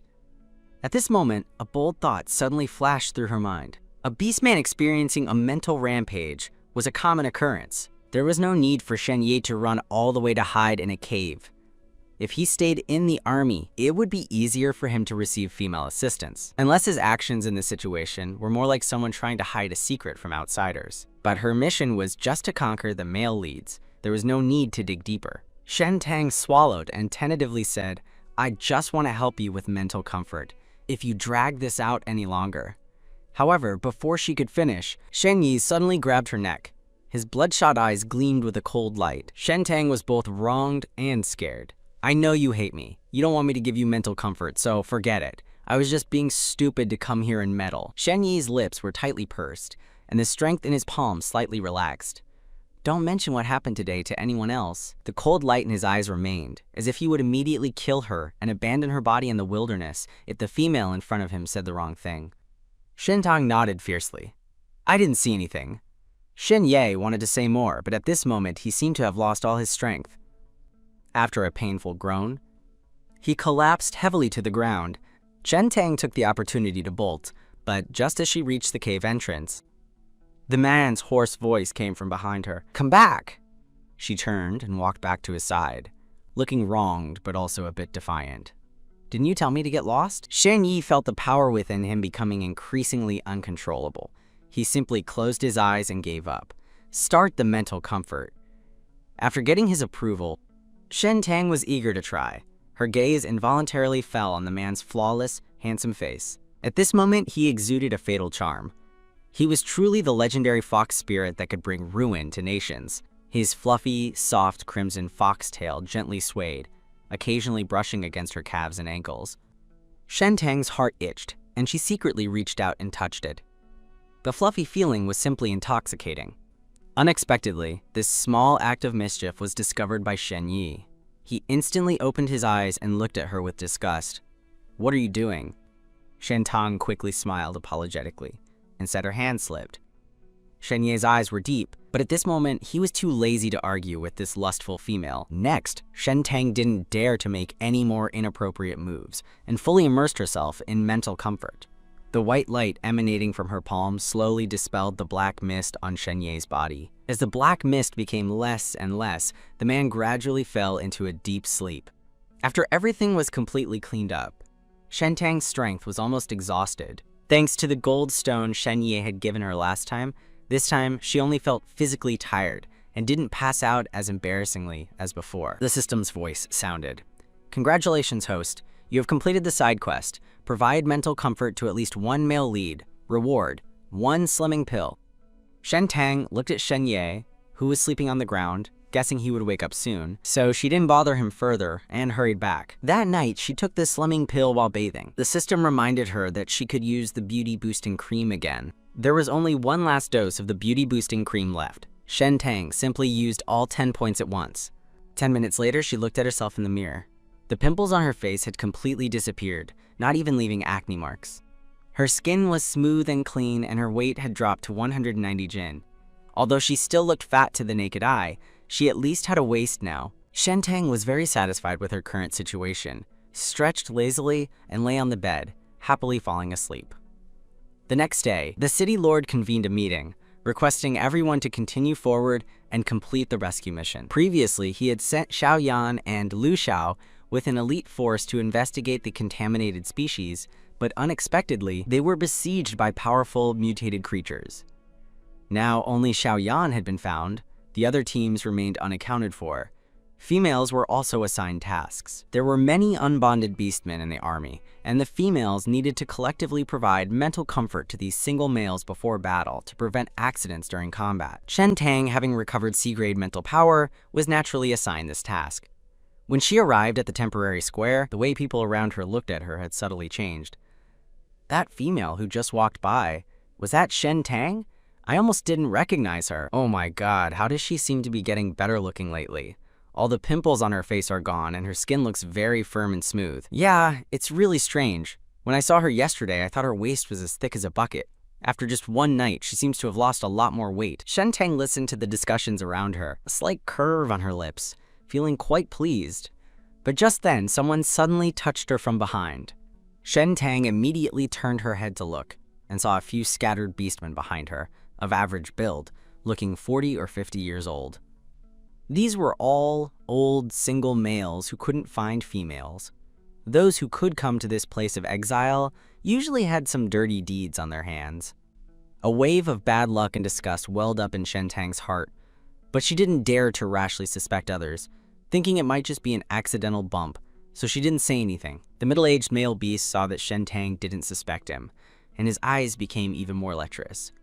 Just as Zhan Hui was about to reach out and grope her again, Shen Tang suddenly turned around, grabbed his arm before he could retract it, and desperately shouted, "Help! Someone's harassing a female!" Hearing this, everyone looked over. What happened? Someone's harassing a female again? Those old, single male beasts were repeat offenders, especially when females gathered to provide mental comfort. Someone always found an opportunity to grope them, but they didn't dare to go too far. The targets they chose were always ugly females without mate protection, such as the current Shen Tang. Yan Hui hadn't expected Shen Tang to be so bold and immediately became enraged. "Don't falsely accuse me. Who saw me harass you?" Shen Tang retorted angrily. "With so many people here, why would I specifically target you?" Unexpectedly, the middle-aged male turned the tables. "So fat. Who would want you? If you ask me, you're the one who wants a male and is deliberately seducing me." Several other old males of similar age also came over to help. "Exactly. Someone so fat and ugly, I wouldn't even want them if they were given to me for free. This fat hag doesn't even have a mate by her side. She must be trying to attract male attention this way." Shen Tang was trembling with anger, unable to say a single word. Meanwhile, everyone else present looked on as if watching a show. No one stepped forward to help. If a beautiful, delicate female was harassed, then strong, young males would definitely stand out as heroes to save the beauty. But for such an ordinary-looking fat hag, they had no pity. Those conspiring middle-aged males saw that no one was stopping them and became even more brazen, surrounding Shen Tang. Yan Hui was even more triumphant in his heart. "If you ask me, you're helpless and alone. Why don't you just follow me?" However, the next moment, he suddenly let out a pig-like howl, followed by the distinct sound of a hunt. Shen Ye rushed over, directly breaking his wrist, and then kicking him to the ground. When Shen Tang looked at the tall figure standing in front of her, the stunned crowd also let out a gasp. "How did Shen Yi get here? Yan Hui is finished now. How dare he harass Shen Yi's female?" But hadn't Shen Yi always disliked Shen Tang? Why would he help her? No matter what, Shen Tang is nominally his companion. If something like this happens, it's the male's face that's lost. Everyone was discussing amongst themselves. Shen Ye then turned to look at Shen Tang. He had lost his usual gentleness, and his face was even colder and more piercing than last night. "Didn't you see that when the females came, they all brought at least one beast axe with them to prevent such things from happening? You came alone, giving these scoundrels an opportunity. If I hadn't happened to pass by, I wouldn't dare to imagine what would have happened next." Shen Tang, whether from fear or grievance, felt tears welling up in her eyes and suddenly rolling down uncontrollably.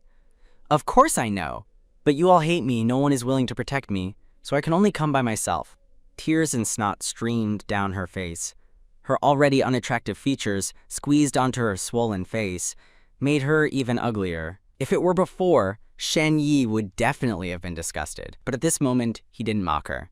Instead, he softened his voice and said gently, "Next time, you can call me. In the future, you can also let me accompany you." "Really?" Shen Tang looked up at him with anticipation. Shen Yi nodded vigorously. Seeing her flattered expression, an indescribable emotion arose in his heart. Even if he didn't like Shen Tang, they had grown up together, and now he was nominally her mate. Naturally, he couldn't stand by and watch her suffer such humiliation. Shen Tang curiously asked the system in her mind, has Shen Ye's favorability increased? She had long seen through this fox-like, outwardly warm but inwardly cold, two-faced person. That unfeeling demeanor from last night was his true face. She hadn't expected him to actually help her today. "Yes, host. After you provided mental comfort to him last night, Shen Ye's favorability surged by 30. His current favorability is 40. Please continue to work hard to win him over and strive to obtain his high-quality gene samples as soon as possible." Shen Tang was full of doubts. "What gene samples?" The system stammered for a long time. That thing, host will know later." Shen Tang had a bad feeling, always sensing that the system had dug a pit waiting for her to jump in. But she didn't think much of it. At this moment, Yan Hui was still lying on the ground howling. A few accomplices helped him up, then glared fiercely at Shen Yan. "Private fights among beastmen are strictly forbidden within the team. Your blatant action is a violation of military regulations." Shen Yi sneered, "Since you know the military rules so well, then you must also know that harassing females is a serious crime, right?" Yan Hui adamantly denied it. "Who saw me touch him? Don't talk nonsense without evidence. I wouldn't even want this fat hag if she was given to me for free." Shen Yi's expression instantly turned cold.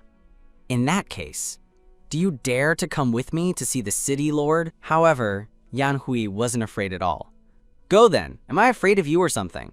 This kind of thing happens all the time. The city lord usually turns a blind eye. And besides, I didn't even succeed. At most, I'll be locked up for 2 days." At this moment, the city lord was holding a meeting in the armored vehicle, discussing the next course of action. Xiaoyang, Ryder, Shu Shangjiu, and over a dozen high-ranking beastmen were also present. Everyone wasn't surprised to see Shen Yi come over, but when they saw Shen Tang following him, they frowned deeply. What is this fat hag doing here? Shen Yi recounted the whole story to the city lord, and then brought Yan Hui and his accomplices forward. The onlookers looked at these old beastmen with disgust. These people were all repeat offenders. There was no need to wrongly accuse them.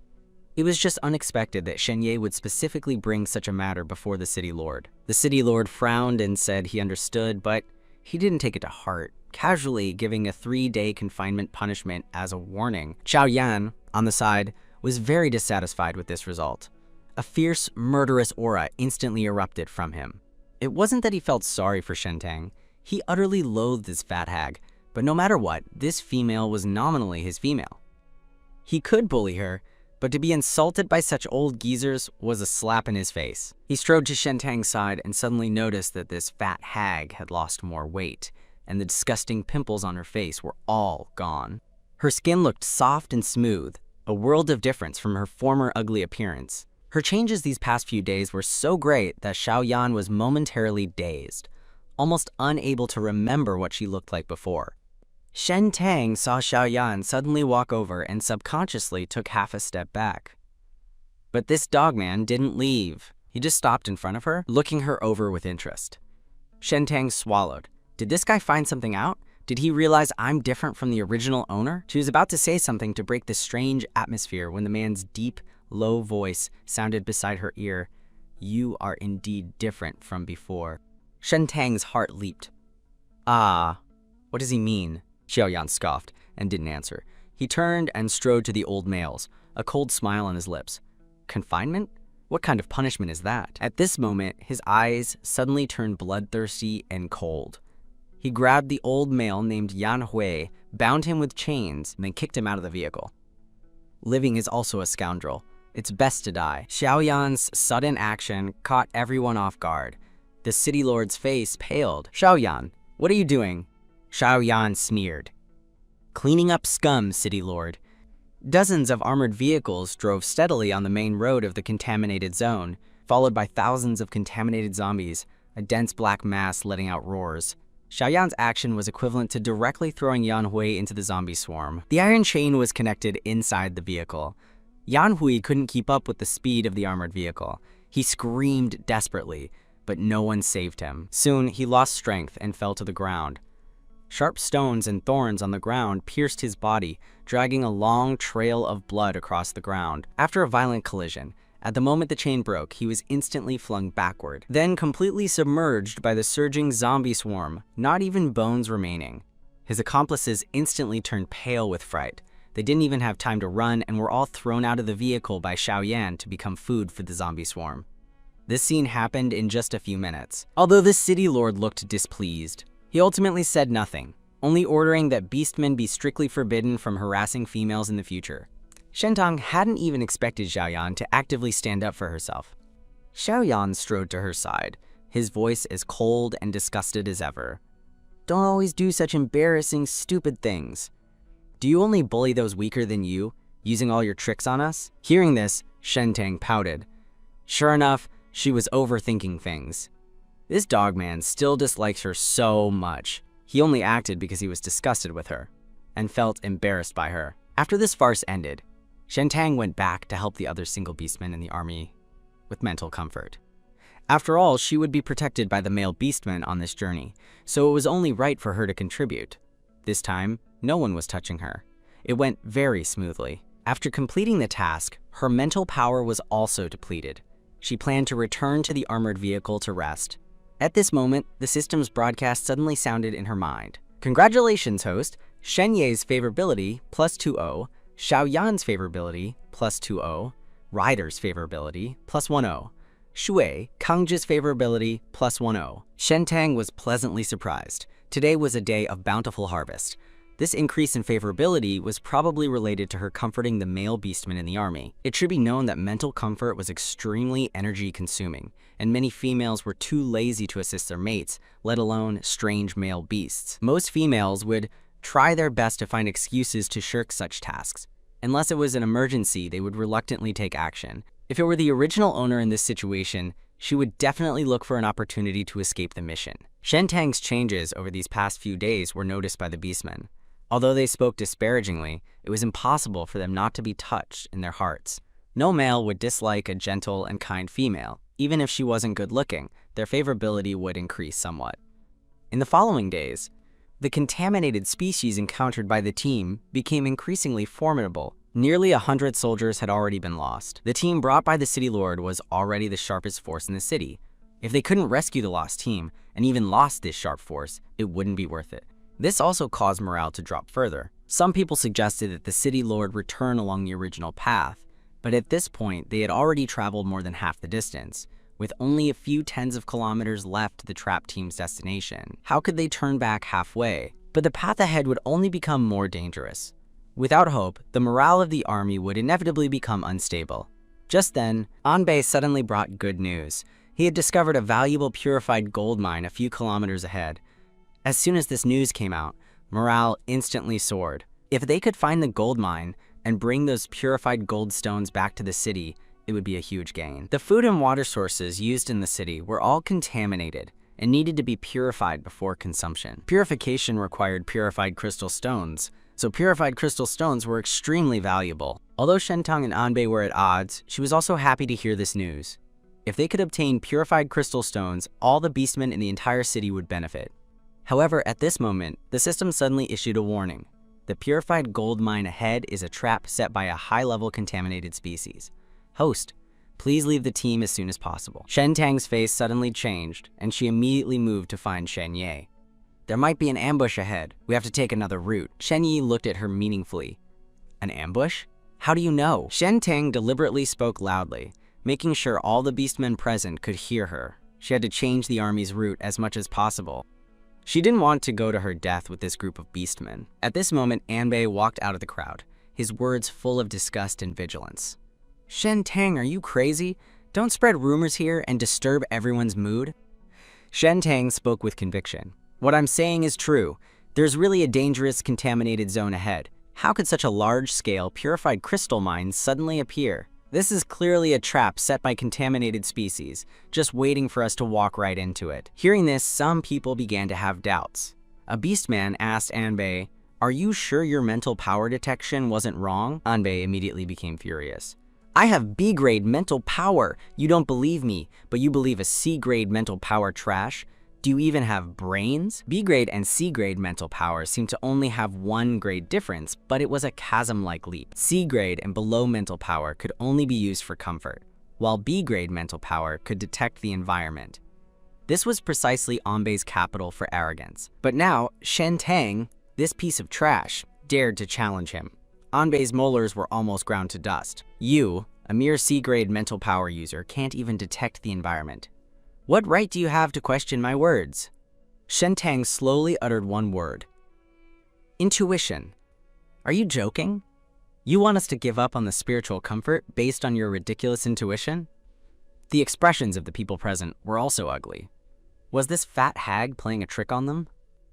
Shen Ye and the others also frowned tightly, clearly thinking Shentang was unreliable. Seeing this, Shentang exhaled deeply. What I'm saying is true. If anyone doesn't want to die, follow me on another path. The crowd saw that she didn't seem to be joking and exchanged glances. Even if this fat hag is stupid, she wouldn't be so foolish as to risk her own life to harm others, right? Is there really danger ahead? Anbei's mate, Bai Shi, pondered for a moment, then gently advised.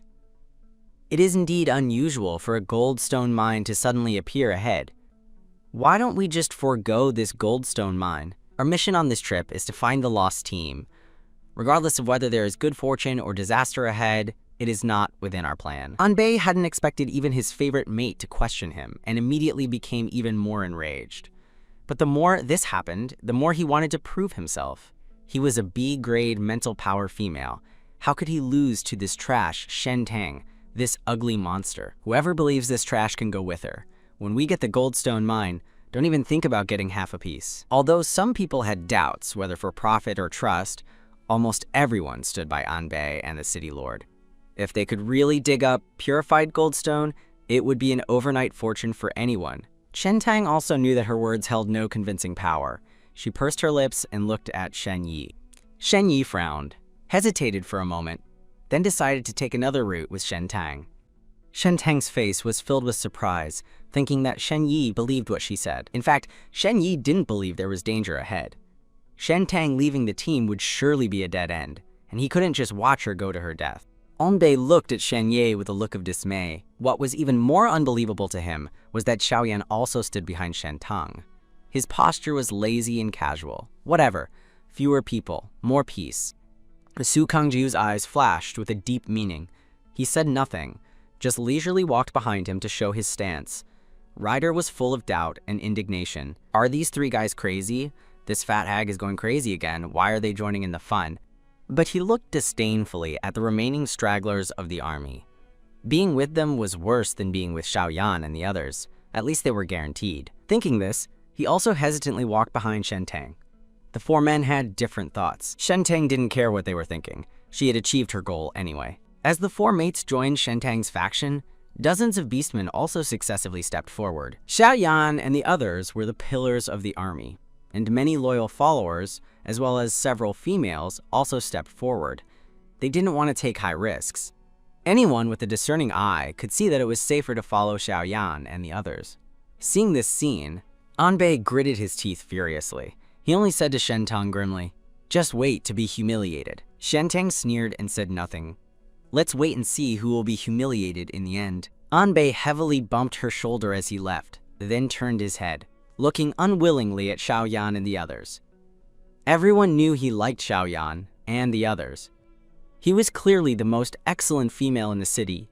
As long as they could find the purified gold mine, they would surely look at him with new eyes. Xiaoyan saw the female looking at him with a direct gaze, his eyes still containing that disgusting desire. A strong feeling of disgust immediately surged in his heart. He simply didn't like females and hated clingy, brainless idiots the most. Compared to the city lord's tyrannical and ordinary daughter, Xiaoyan even felt that Shen Tang, this fat hag, had become somewhat more pleasing to the eye. At least she wasn't as ugly now, and not as annoying. Shen Tang saw this dogman suddenly turn his head to look at her, a flicker of doubt in her heart, wondering what he meant. But then Xiaoyan's face darkened, and he turned his head away again, probably muttering something to himself. At the same time, the system's voice sounded in her mind. Congratulations, host.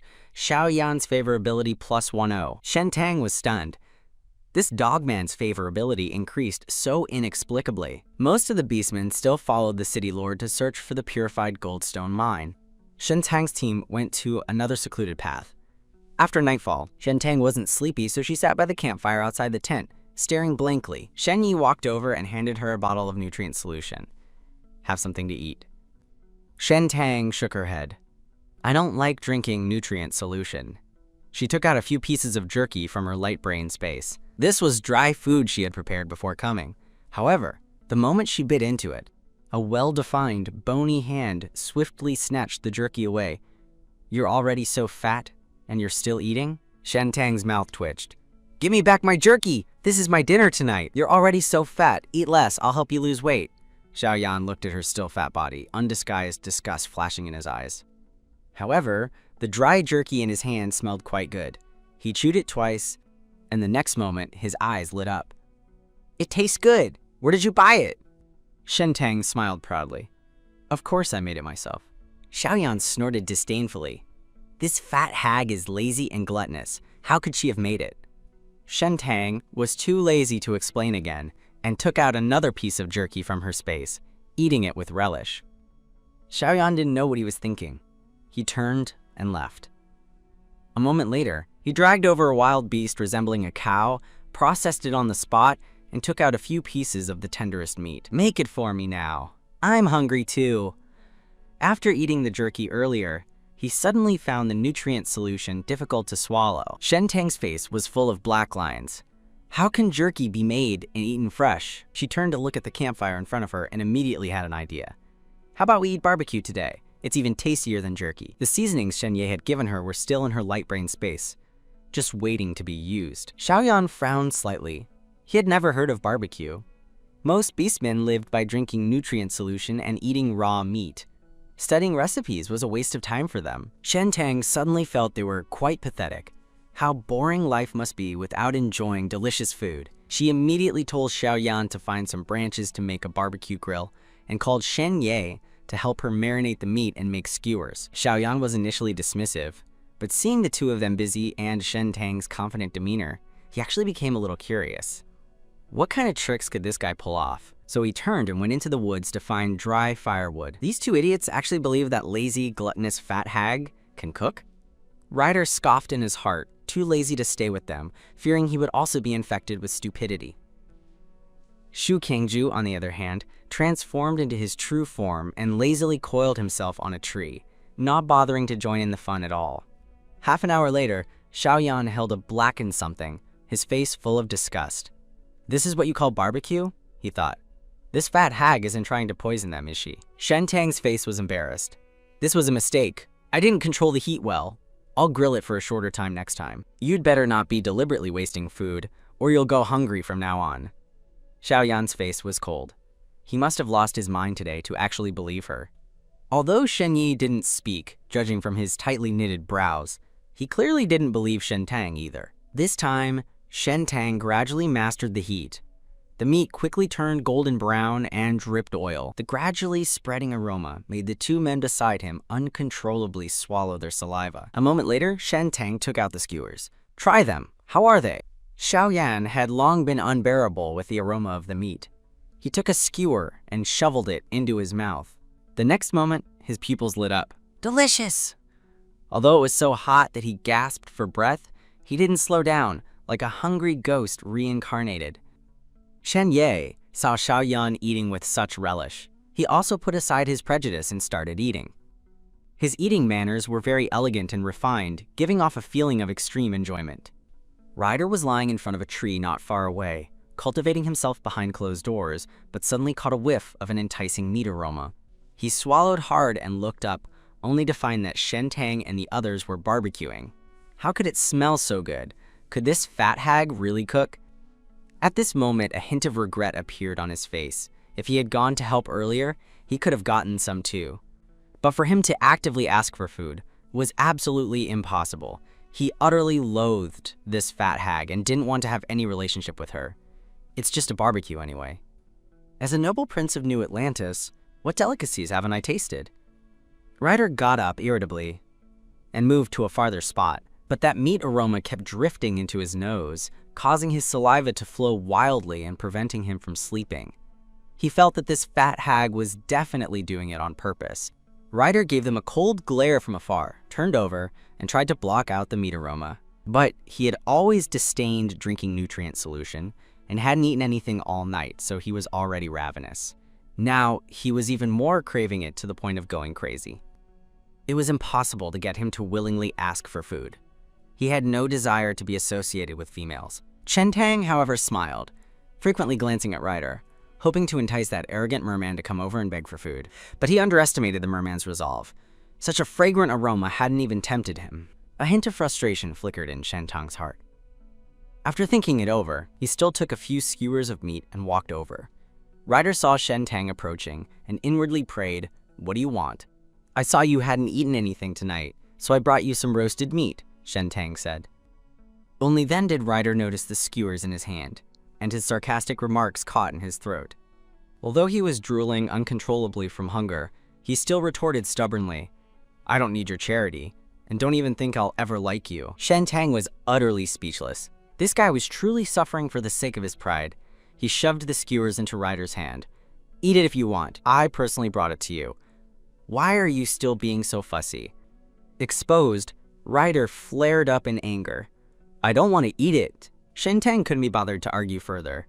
"If you don't want to eat it, just throw it away." With that, he turned and left. Ryder silently watched Shen Tang walk away, then saw him sitting by the bonfire, laughing and chatting with Shen Ye, never glancing back at him. It seemed Shen Tang really had just brought him food, and had no intention of deliberately pestering him.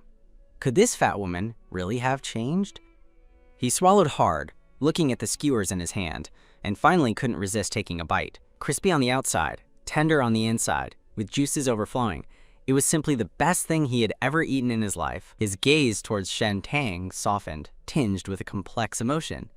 Suddenly, he felt that this ugly female didn't seem so annoying after all. At this moment, the system's voice chimed in Shen Tang's mind. "Congratulations, host. Shen Ye's favorability increased by 10. Xiaoyan's favorability increased by 15. and Ryder's favorability greatly increased. Now out of aversion. Reward: 100 boxes of purified water, automatically stored in the system backpack. Shen Tang listened to the system's continuous notifications, a pleasant smile curving his lips. He grilled a dozen more skewers, planning to go and improve his favorability with Sui Zhangju. When he arrived at the tree where Shui Zhangju usually rested, he found that the white snake was no longer there. Shui Zhangju always came and went without a trace. If he didn't want to be seen, Shen Tang definitely wouldn't find him.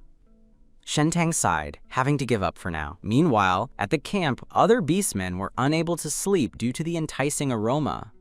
They emerged from their tents one by one, searching for the source of the delicious smell. I've never smelled grilled meat this good. Who's cooking it? It seems like Shen Tang is grilling meat. How did he make it so fragrant? I wish I could taste some. Several females also approached Shen Tang, curiously asking, "Is this your grilled meat? It smells so good." Shen Tang smiled and handed them a few freshly grilled skewers. "Try some." The females were somewhat flattered. After all, their relationship with Shen Tang hadn't been good before. They had even often mocked him in private. They never expected him to proactively offer them roasted meat. There was still a lot of meat left from the wild ox hunted earlier. He called over several thin individuals, had them clean, and processed the remaining lean meat, and then roasted all of it. The thin individuals ate enthusiastically, and some even went out to hunt more beasts, specifically to learn Shen Tang's grilling method. People gathered in groups of 3 or 5 around the bonfires by the river, and the formerly quiet camp became filled with laughter and cheerful chatter. In stark contrast to the relaxed atmosphere here, the beastmen who followed Anbei on another path had a completely different experience. Upon reaching the supposed Jishi mine, they were ambushed by high-level corrupted creatures. Only then did everyone realize with dread that there was no such thing as a Jishi mine. It was a complete and utter trap. The city lord, with great difficulty, led them to break through the encirclement, but the originally large team was cut in half, with many wounded and disabled. Despair filled everyone's hearts. The people on Shen Tang's side were enjoying their roasted meat when they faintly heard cries for help from a distance. Xiaoyan led a pair of elite beastmen to respond. Half an hour later, a group of beastmen appeared, covered in wounds. Some had even lost limbs, and their morale was extremely low. Shen Tang's beastmen, however, were well-fed and energetic, presenting a stark contrast. "How did you get so injured? What happened? Did you find the Jishi?" The injured beastman replied with bitter regret. "Don't even mention it. There was no Jishi mine at all. It was a trap set by those corrupted creatures." They were filled with regret. If only they had listened to Shen Tang back then, they wouldn't have had to barely escape with their lives. And for the beastmen who had originally followed Shen Tang, some had initially regretted missing out on a chance to get rich, but now their hearts were filled only with relief. Anbei was also in a terrible state, her hair disheveled, her body covered in bloodstains. One of her loyal followers was missing. The moment she saw Shen Tang, her expression twisted into a dark, distorted grimace. She lunged at her like a vengeful spirit. "You B***TCH. You clearly knew that was a trap, and yet you deliberately incited me to go there. What's wrong with you?" Shen Tang had long been wary of this madwoman. The instant Anbei lunged, she swiftly dodged. Anbei's rage boiled over. "You knew there was danger there. Why didn't you stop us? You just let us walk into a trap. You did this on purpose." Shen Tang felt like this person had a serious mental illness. Don't just open your mouth and slander people. Who here didn't hear my warning that the Jishi mine was a trap? You insisted on going, and now you want to blame me? Do you really think everyone else is as foolish and brainless as you? Anbei didn't expect this ugly creature to be so sharp-tongued now. She was even more enraged, wishing she could tear Shen Tang's mouth apart. A cold glint flashed in Shen Ye's eyes as his tall, imposing figure shielded Shen Tang. When Anbei saw Shen Ye protecting this ugly creature, she became even more furious, almost losing her mind. As the saying goes, when the wall falls, everyone pushes. The people who had originally trusted Anbei now stepped forward, angrily accusing her. You, with your esteemed B-grade spiritual power, didn't even detect the lurking corrupted creatures? We trusted you so much. If you hadn't insisted on taking us to find the Jishi mine, my brother wouldn't have died in that place. At this, Anbei was almost on the verge of fainting from anger. You ungrateful wretches! What right do you have to accuse me? You were the ones who wanted a share, who insisted on following me. Why are you putting all the blame on me? In the end, she had become the clown everyone pointed fingers at. Shentang couldn't help but pity her for a second. She could only blame herself for her misfortunes. Finally, the city lord intervened, and only then did the crowd dare not speak further. However, their anger still simmered, and their trust in the city lord's daughter greatly diminished. Just then, a beastman suddenly sniffed the air. "It smells so good! What are you eating here?" The newly arrived beastmen, who had been fleeing all this way, were starving. They all smelled the rich aroma of roasted meat. Anbei also couldn't help but swallow, looking towards the bonfires. Shentang calmly explained with a smile, "You've returned just in time. We're roasting meat to eat." With hundreds of people returning, the remaining meat certainly wouldn't be enough. When Shai and the others processed the lean meat, they had discarded the internal organs, which beastmen considered garbage. But only true foodies knew that internal organs are the essence of deliciousness. Shentang licked her lips. "Those internal organs taste great after being processed." Hearing this, Anbei sneered disdainfully. "I thought you were so kind, making us eat these disgusting internal organs. Are you deliberately trying to humiliate us?" Shentang immediately retorted, "If you don't want to eat internal organs, then have your own beastman go out and catch wild beasts. I only offered this suggestion because everyone is exhausted. If you dislike internal organs, you can find your own way to fill your stomach. These foods were also hard-earned by us. There's no such thing as a free lunch in this world." Anbei was speechless, unable to utter a single word. She just glared at her fiercely. "Only animals eat internal organs. Whoever wants to eat it can eat it." With that, she angrily turned and left. Everyone present looked disgusted. Internal organs usually smelled awful, and beastmen had never eaten such things, mostly throwing them away as trash. Could they really be edible? However, half an hour later, the beastmen were all drooling, enticed by the pervasive aroma of meat. Seeing Shentang heartily eating a skewer of roasted pig liver, they completely abandoned their aversion to internal organs and eagerly scrambled to eat. Only after truly tasting them did they realize how delicious the things they had once considered trash actually were. The heart meat was firm and chewy, the liver meat thick and rich, and the roasted skin was crispy and fragrant. Breaking open the roasted bones, the marrow inside was like jelly, even more flavorful than roasted meat. "It's so delicious. I've never eaten anything this good in my life." Wasn't Shentang lazy and greedy? When did her cooking skills get so good? I really underestimated her before. This female Shentang is a bit ugly, but her cooking skills are so good, and she's kind-hearted enough to proactively make us roasted meat. It seems we've misunderstood her all along. Anbei's stomach ached with hunger from the enticing aroma of the meat. She was both anxious and resentful. How did this fat woman change so much these past few days? Not only is she not as ugly, but she's also become so popular, stealing her spotlight. She reluctantly looked at her loyal follower, Bai Shi. "It's just roasted meat, who can't do it? Go catch a wild beast for me right now." Upon hearing this, Bai Shi's face stiffened. It was impossible to see the road clearly at night, and who knew how many corrupted creatures were lurking outside. Going out to find food now would be simply courting death. "What?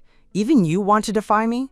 Anbei was annoyed with everyone now. Even her usually doting Bai Shi received a harsh look. Bai Shi gently comforted her. "I'll go catch a wild beast for you tomorrow. It's too late tonight, and it's dangerous outside." Anbei thought about it and didn't say anything more, but her stomach was growling loudly. Another loyal follower saw this and immediately stood up. "I'll go ask Shentang for some meat to eat." However, Anbei immediately yelled at him, "You come back here." If her loyal follower went to that ugly creature for food, wouldn't that be a slap in her face? "None of you are allowed to go ask that fat woman for roasted meat. If anyone dares to go, I'll break off our companionship." At these words, several loyal followers' expressions turned sour. Let this woman starve herself, but she wants to drag them down with her too? But she was, after all, the city lord's daughter, and a valuable B-grade spiritual female. It was naturally impossible to break ties with her over a meal of roasted meat. Meanwhile, the other satisfied beastmen were enjoying their feast and no longer dared to look down on Shentang. What intrigued everyone even more was how Shentang knew that purifying the gold mine was a trap. Did she really have such accurate intuition? A beastman specializing in tracking ran over to ask him, but Shentang only said it was a random guess, offering no further explanation, which only made everyone more curious and admiring. Just then, the system's voice rang out. "Congratulations, host. You have completed the hidden mission, winning hearts. Reward: 100 boxes of high-energy compression biscuits. Reward automatically sent to the system backpack. Shen Tang was slightly surprised. There's a hidden mission for this too? He glanced into his system backpack and indeed saw 100 more boxes of compressed biscuits. Water and food are both available.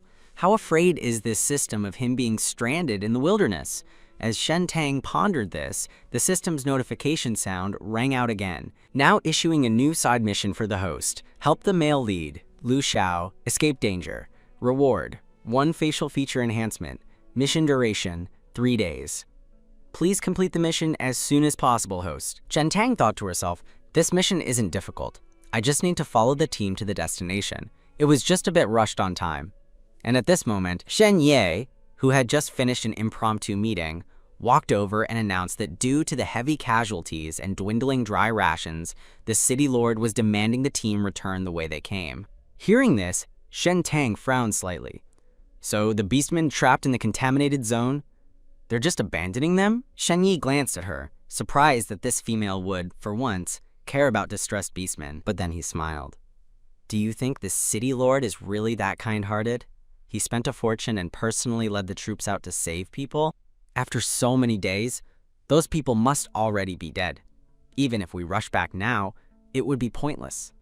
The true purpose of their trip was to obtain the energy core in the abandoned factory where the trapped team is located. The energy core contains immensely powerful energy, and besides that, it can also be exchanged for a large amount of redemption points. If they can get the energy core, they can leave this polluted land and return to the Empire. Shen Tang frowned. If the city lord took the team back the way they came, her mission would definitely fail. She did have a large amount of supplies rewarded by the system in her space, and she could guarantee that Lu Xiao's team was still alive and waiting for rescue. But what reason could she use to tell the others? Last time, with the Jixing mine trap, she could at least make up an excuse, but this time, it wouldn't be so easy. The entire team was resting tonight. Shen Tang planned to think carefully about a countermeasure. The city lord then issued another order. To prevent sneak attacks by contaminated creatures, females must have a male escort by their side. In other words, females had to find a loyal male to sleep with them at night. Shen Tang's mouth twitched slightly. 4 of those dogmen avoided her like the plague. Who was she supposed to find? Xiaoyan refused without a second thought, stating he had female aversion syndrome. Any female within 2 meters of him made him feel sick. Ryder was utterly disgusted. He couldn't imagine sharing a bed with an ugly, fat creature. He'd rather die. Zue Zhengjiu was nowhere to be found. Shen Tang gritted her back teeth, ready to break them. These dogmen really didn't give her any face. Finally, she could only look pitifully at Shen Yi. Shen Yi saw this fat woman acting cute and couldn't help but twitch his mouth. Even the gentle smile on his face almost slipped. He rubbed his temples and said softly, all right, I'll sleep with you tonight. It'll be good to have someone to look out for in case of danger." Hearing this, Shen Tang was overjoyed. "That's great. Big brother Shen Ye is truly the best to me." Shen Yi paused for a moment, surprised to hear her call him Big Brother out of the blue. This address was very unfamiliar to him. His complex gaze fell on Shen Tang's chubby face. At least she has turned over a new leaf and isn't beyond saving. Thinking this, a charming smile played on his lips. "Big Brother naturally has to take good care of you." These words almost made Shen Tang's ears pregnant, and her face unconsciously flushed. She truly lives up to his reputation as a fox spirit who ruins nations and brings disaster. He really knows how to charm. However, she knew very well that Shen Yi had no real feelings for her. Shen Yi always wore a smiling face, treating both males and females with the same charming demeanor, unintentionally flirting everywhere. He was practically a central air conditioner. Shen Yi's strength couldn't compare to Xiaoyan or Su Ezangjiu, but he was definitely the most popular male in the city among females. At this, Xiaoyan noticed Shen Tang's face, red as a monkey's butt, and cast a strange, disgusted glance at Shen Yi, thinking, what's that flirtatious fox up to again? Shen Tang followed Shen Yi to his tent. When they lay down, Shen Yi placed 2 rectangular pillows between them, his gentle voice carrying a warning. "Behave yourself tonight. Don't cross the pillows." He didn't finish his sentence, but Shen Tang's heart skipped a beat because she felt the other party's blatant killing intent. She blindly nodded. "Don't worry, I definitely won't cross the quote 38th parallel. Chen Yi didn't understand what the 38th parallel was, but didn't ask further. As long as she didn't do those disgusting, stupid things anymore, that was fine. At this moment, the system's broadcast suddenly sounded in her mind. Congratulations, host. Shen Yi's favorability increased. Shen Tang's heart leaped, and she looked at Shen Ye with shining eyes. Sure enough, this fox is the easiest to win over. Shen Yi met her excited gaze and immediately frowned, thinking she was up to no good again. The system's urgent warning followed immediately. Warning! Shen Ye's favorability is trending downwards. Host, please immediately stop your infatuated behavior. Shen Tang quickly pulled her gaze back and obediently pretended to be asleep. Shen Yi saw that she made no other movements and finally lay down, relieved. However, just as he was about to loosen his belt, he suddenly paused. After glancing at Shen Tang again, he obediently straightened himself and even put on 3 more layers of clothes, even adding a buckle to his belt. Shen Tang didn't know about the man next to her taking precautions against perverts. She would have probably coughed up blood from anger. She closed her eyes but felt no sleepiness. Outside the tent, the sounds of male and female pairs occasionally drifted in. Male beastmen fought for long hours during the day and needed comfort at night.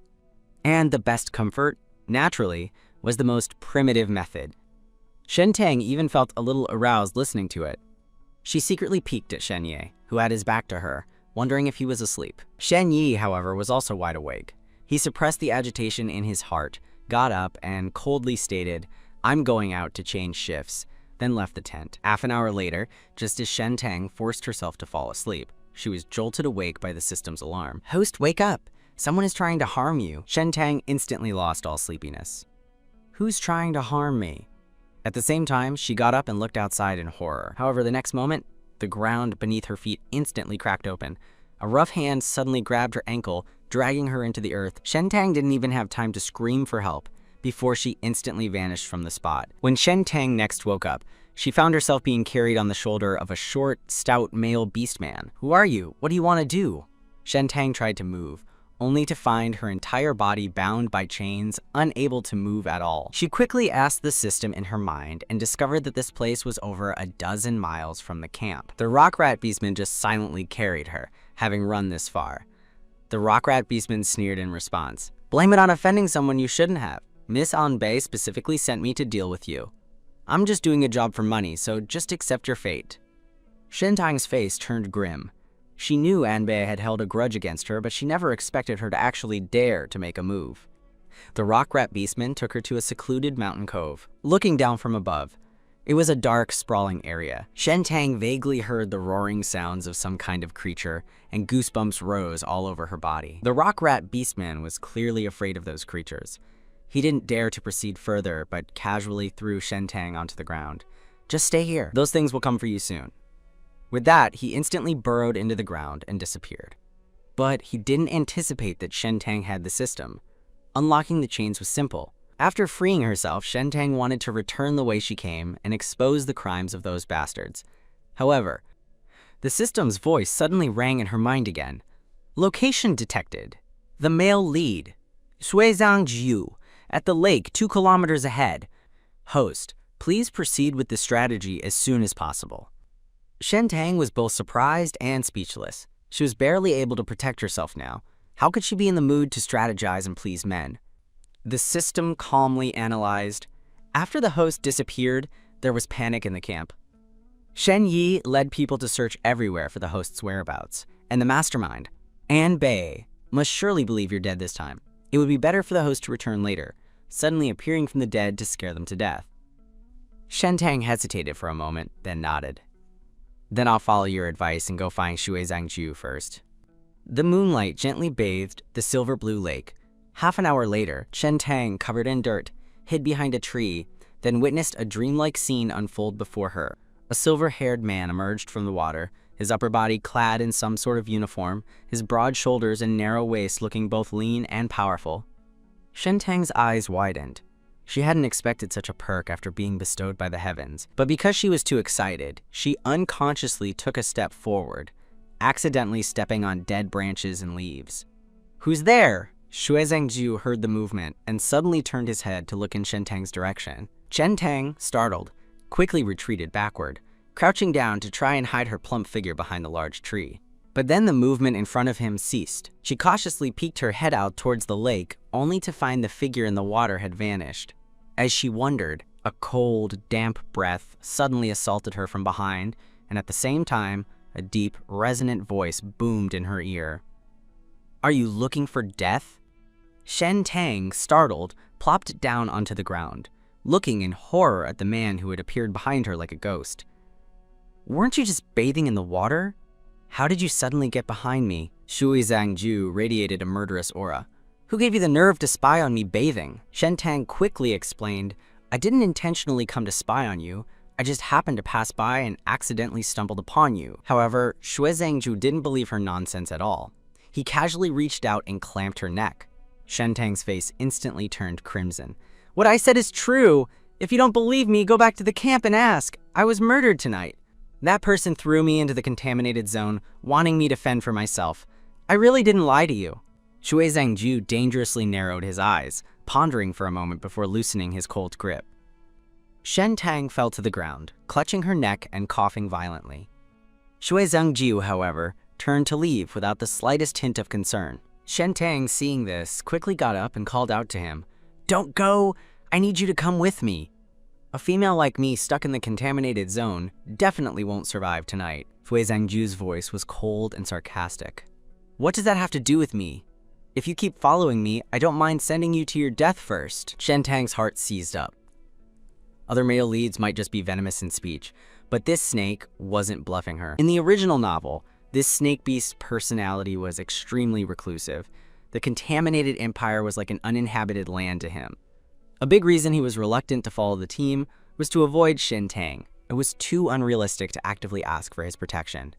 At this moment, Shen Tang suddenly remembered a plot point from the original aid mission. Sui Zhangju disliked her, yet still had to reluctantly obey her because a chip had been implanted in his heart, giving control over his life and death. Thinking of this, Shen Tang spoke, "Didn't you always want the chip's secret key? If you help me this time, I can consider unlocking it for you." Sui Zhangju's gaze was cold as frost. "Are you threatening me?" In reality, he no longer cared about these things. At most, they would die together. He didn't want to live anyway. Shen Tang quickly explained, "It's not a threat, just a negotiation." Shui Zhangju stared at her for a while, a glimmer of thought flashing in his eyes. After a moment, he slowly spoke. "Fine, what do you want me to do for you? Escort you back to the camp?" Shen Tang shook her head, pulling up the map route she had saved from Xiaoyan's light brain. "Take me to the abandoned factory." A hint of surprise flashed in Shui Zhangju's eyes, but he didn't pay much attention to it. After all, it made no difference to him where they went.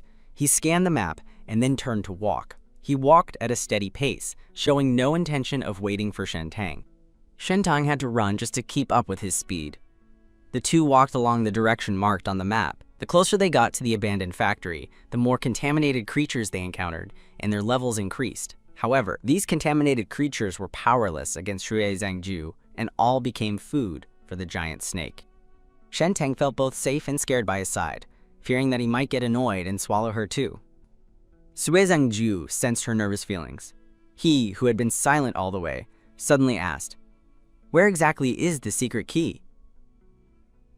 Hearing this, Shen Tang's heart skipped a beat. In truth, she didn't know where the secret key was. Although the chip was implanted by the original owner, she had no memory of it. She was merely using this reason to string him along and get him to do her bidding. If they returned to the Imperial Palace, she might find clues. She would certainly try her best to help him remove the chip. Even if she couldn't find the secret key, it wouldn't be considered lying, because she had only said she would consider unlocking it, not fully agree. At this moment, Shui Zhangju stopped, and Shen Tang, not having time to react, almost bumped into him. She looked away guiltily. "Why aren't you walking?" Shui Zhangju, in turn, looked down at her sarcastically. "You don't want to say, or you simply don't know? You've changed a lot these past few days, like a completely different person." Hearing this, Shen Tang's heart was in a panic. Could Sui Zhangju have noticed something? She was about to come up with an excuse to deflect, when she saw the man turn away from her and look ahead, slowly uttering a single word. Here, Shen Tang walked over and realized they were at a cliff. Below the cliff was a dense, vast jungle. Not far away, The outline of the factory appeared under the dim sky. How do we get down from such a height? Shen Tang muttered to herself. She turned her head and suddenly met the man's cold, eerie gaze. Shi Zhangju's eyes looked at her as if he were staring at a dead object. The system in her mind suddenly let out a sharp warning. Warning! Male lead Shui Zhangju's favorability has plummeted. He has now entered a darkened state. Shen Tang's pupils constricted in fear, and she turned to run. However, the next moment, she was grabbed by the man and dragged back to the edge of the cliff. Shui Zhangju utterly detested her fat face. She was not only full of lies, but also hypocritical and ugly. But it no longer mattered who she was. Go to hell, he said, a chilling smile playing on his lips. The next second, he unhesitatingly threw Shen Tang off the cliff. At that moment, the fear of death instantly enveloped Shen Tang's entire body. In the fierce cold wind, the system's voice sounded just in time, detecting fatal danger to host, activating protection system. A faint green light instantly enveloped Shen Tang, then converged into a barrier, surrounding her. She floated down like a feather, safely landing at the bottom of the cliff. As the green light slowly dissipated, Shen Tang suddenly lost all strength and collapsed to the ground. Her face was pale, her eyes unfocused. The momentary brush with death left her stunned for a long time. She never expected that snake beast to try and kill her. Shen Tang trembled, filled with rage. This man tried to kill me! How am I supposed to complete the strategy now? I'm not doing this strategy mission. Either the system changes hosts, or it changes the target. I'm not serving these dogmen anymore. However, the system remained silent. Shen Tang anxiously called out a few more times, but there was still no response. Just then, rustling sounds suddenly came from around her.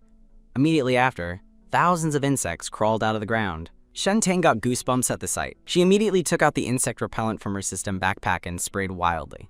A large number of insects sprayed by it died with a rustling sound. The nearby insect swarms were extremely afraid of the spray's scent and scattered, disappearing without a trace. After some mutated insect beasts died, gray gold dust appeared on the ground. At this moment, the system's voice sounded, "Killing mutated creatures has a certain chance of yielding gold dust. These gold dust can be exchanged for corresponding redemption points when taken back to the city. After use, they can also quickly replenish Beastmen's ability energy." Shen Tang's face lit up with surprise. "You're still alive! That's great! I called you just now and there was no sound. I thought you were gone." The system does not die. It just exhausted its energy and entered a low power state. Please strive to complete the mission so the system can have more energy to serve the host. After calming down, Shen Tang continued to rush towards the abandoned factory, only a few hundred meters away. Fortunately, she didn't encounter any high-level zombies. The mutated insects had been eliminated by her insect repellent. Now, she had over 300 pieces of gold dust in her system backpack. When she arrived at the factory, she found the wounded beastman lying motionless on the ground. If it weren't for the faint sounds of breathing in the air, one might have thought it was a giant morgue. When some of them saw Shen Tang suddenly appear at the entrance, a hint of surprise flickered in their hollow, dim eyes. How could a female wander into this place? Is she here to seek shelter? Unfortunately, they had been trapped here for half a month and were barely surviving themselves, let alone helping others. Shen Tang breathed a sigh of relief when she saw that the team was still alive. "It's great that you're still alive. I've been looking for you." The crowd looked at her with various expressions. Is she a beastman sent from the city for support? But why is she a female?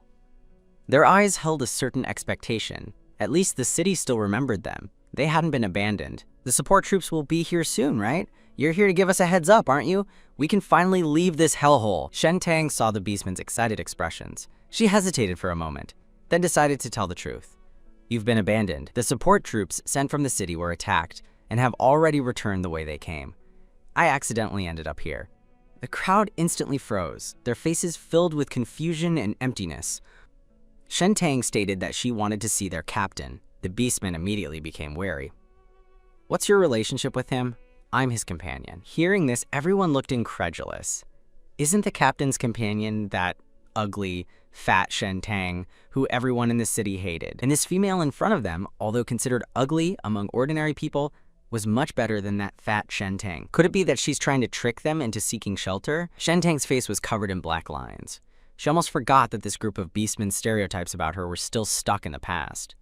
She reluctantly took out her light brain and opened her personal information for them to see. The nearest Beastman rubbed his eyes, making sure he wasn't mistaken. Oh my god, it really is Shen Tang!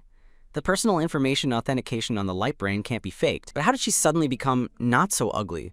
Not only is she not as fat as before, but her skin also looks smooth and clean. Everyone started talking amongst themselves. Even their spirits seemed less sluggish. 2 minutes later, Shen Tang saw the tall figure she hadn't seen in a long time. Lu Xiao's figure was a bit leaner than when they first met, but his imposing presence remained. Why are you here? Lu Xiao's usually stern face showed a hint of surprise when he saw Shen Tang. Unsure if he was surprised by her appearance at the abandoned factory or by the changes in her. After only half a month apart, her skin had become fair and delicate, and her figure was no longer as bloated. Shen Tang's voice held a hint of urgency. Why I'm here, we can talk about later. First, gather all the surviving Beastmen in your team. I have something important to tell you. Lu Xiao didn't know what this female wanted, appearing here for no reason, but when he met her determined gaze, he still gathered the team. As of the night before yesterday, their supplies had been completely exhausted, and all the Beastmen hadn't eaten a single bite. When they set out, there were 207 people in the team, but now only over 60 remained. Moreover, they had been in a state of hunger and thirst for a long time and could no longer resist the new wave of mutated creature invasions. At most, they could last another 3 days, and the outcome would only be to starve to death. Despair permeated everyone. Lu Xiao looked at Shen Tang. You shouldn't have come here. Given the current situation, we can't get you out alive. Shen Tang met his gaze with a smile. But I can get all of you out alive. Hearing this, Lu Xiao was instantly stunned, and everyone else looked over. They wondered if this female had gone crazy. How could she be in the mood to joke in such a situation? Shen Tang didn't waste any more words. She directly took out 100 boxes of purified water and 100 boxes of high-energy compressed biscuits from her space. If she had first stored everything in her light brain space and then taken it out from there, it wouldn't have aroused suspicion. The supplies instantly covered the entire ground. Everyone present was dumbfounded, and some even shed tears of excitement. They were finally saved. Lu Xiao also hadn't expected Shen Tang to actually bring supplies. He first arranged for half of the supplies to be distributed to the team members, and the other half to be kept as a reserve. The hungry and thirsty Beastmen couldn't wait. As soon as the supplies were distributed, they pounced on them like hungry tigers. Lu Xiao, meanwhile, took Shen Tang to a secluded spot. How did you end up here, and with so many supplies? His cold, stern gaze was like an interrogation, as if no lie could escape his eyes. Shen Tang instinctively felt nervous, but then thought there was nothing to hide. She simply told him everything, from being framed by the female to being thrown into the wilderness, until she coincidentally encountered them. Lu Xiao still stared intently at her. Where did the supplies come from? Shen Tang had already thought of a reason. After all, I'm an imperial princess. How could I not have some private savings? In the wages you used to give me, I also saved a portion of that money to buy supplies. In case of an accident in the future, I at least have a way to save myself. Hearing this, Lu Xiao sneered. It's hard to believe you even thought of that. I thought all your money was donated to casinos for charity. Shen Tang's mouth twitched. She was afraid Lu Xiao would see through her again, so she deliberately mimicked the original owner's arrogant and overbearing manner. I'm bad, not stupid. Of course I have to keep something to save my own life. If it weren't for me, you'd have to rely on yourselves to leave this wretched place. I wouldn't have been willing to take out these supplies. Lu Xiao relaxed slightly when he heard her say this. Based on his understanding of Shen Tang's selfishness, how could she possibly be so kind as to hand over supplies? This explanation actually made him trust her more. But no matter what, she had indeed helped them through this difficulty. Lu Xiao's cold gaze once again fell on Shen Tang, noticing that her exposed skin was covered in bruises and some scratches that looked like they were from branches. She must have suffered a lot on this journey. But she didn't cry or make a fuss like before, which surprised Lu Xiao somewhat. His gaze lingered on her for a few more seconds. Congratulations, host. Lu Xiao's favorability increased by 20. Host, please continue to work hard. Shen Tang heard the system's sudden voice and looked at Lu Xiao in surprise. She saw the man immediately withdraw his gaze when their eyes met, his stern face no different from usual. Shen Tang chuckled inwardly. I didn't expect this guy to be so reserved. Then she said mysteriously and playfully, actually, besides supplies, I have other good stuff in my hand. With that, she took out all the gold dust from her system backpack. The bottle of insect repellent was used up, and she had harvested over 300 pieces of gold dust. These gold dust were enough to quickly restore the Beastmen's combat power to its peak. Lu Xiao's face showed a hint of sternness. Where did you get this gold dust from? You know, this stuff is very hard to buy with money, let alone hundreds of pieces at once. Shen Tang didn't want Lu Xiao to suspect her, so she simply stated openly, "Everyone has their own secrets. Don't worry about this. But the gold dust isn't free. You and your subordinates need to help me get the energy core hidden in the factory." Hearing this, Lu Xiao narrowed his deep eyes. He hadn't expected her to even know about the energy core. He now suspected that this fat woman wasn't just accidentally stranded here, but had a premeditated plan to approach them. Shen Tang sensed his scrutinizing gaze and inwardly thought, "This dogman is indeed from the military. His reconnaissance ability is truly top-notch." She simply pretended not to see his suspicious gaze. "I heard about the energy core from Xiaoyan and Shen Ye. They said the city lord personally led people to the contaminated zone precisely to obtain the energy core from the abandoned factory. That energy core must be very valuable, and of course I can't come here for nothing.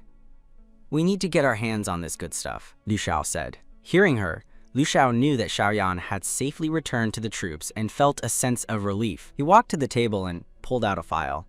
"We're also here to get the energy core, but it's not that simple. The energy core is stored on the lowest level of the underground laboratory, but a very powerful monster, a test subject, is also held there. Even if the team recovers to peak combat strength, they're not its match." Shen Tang felt it was a pity, but she wasn't someone who sought death.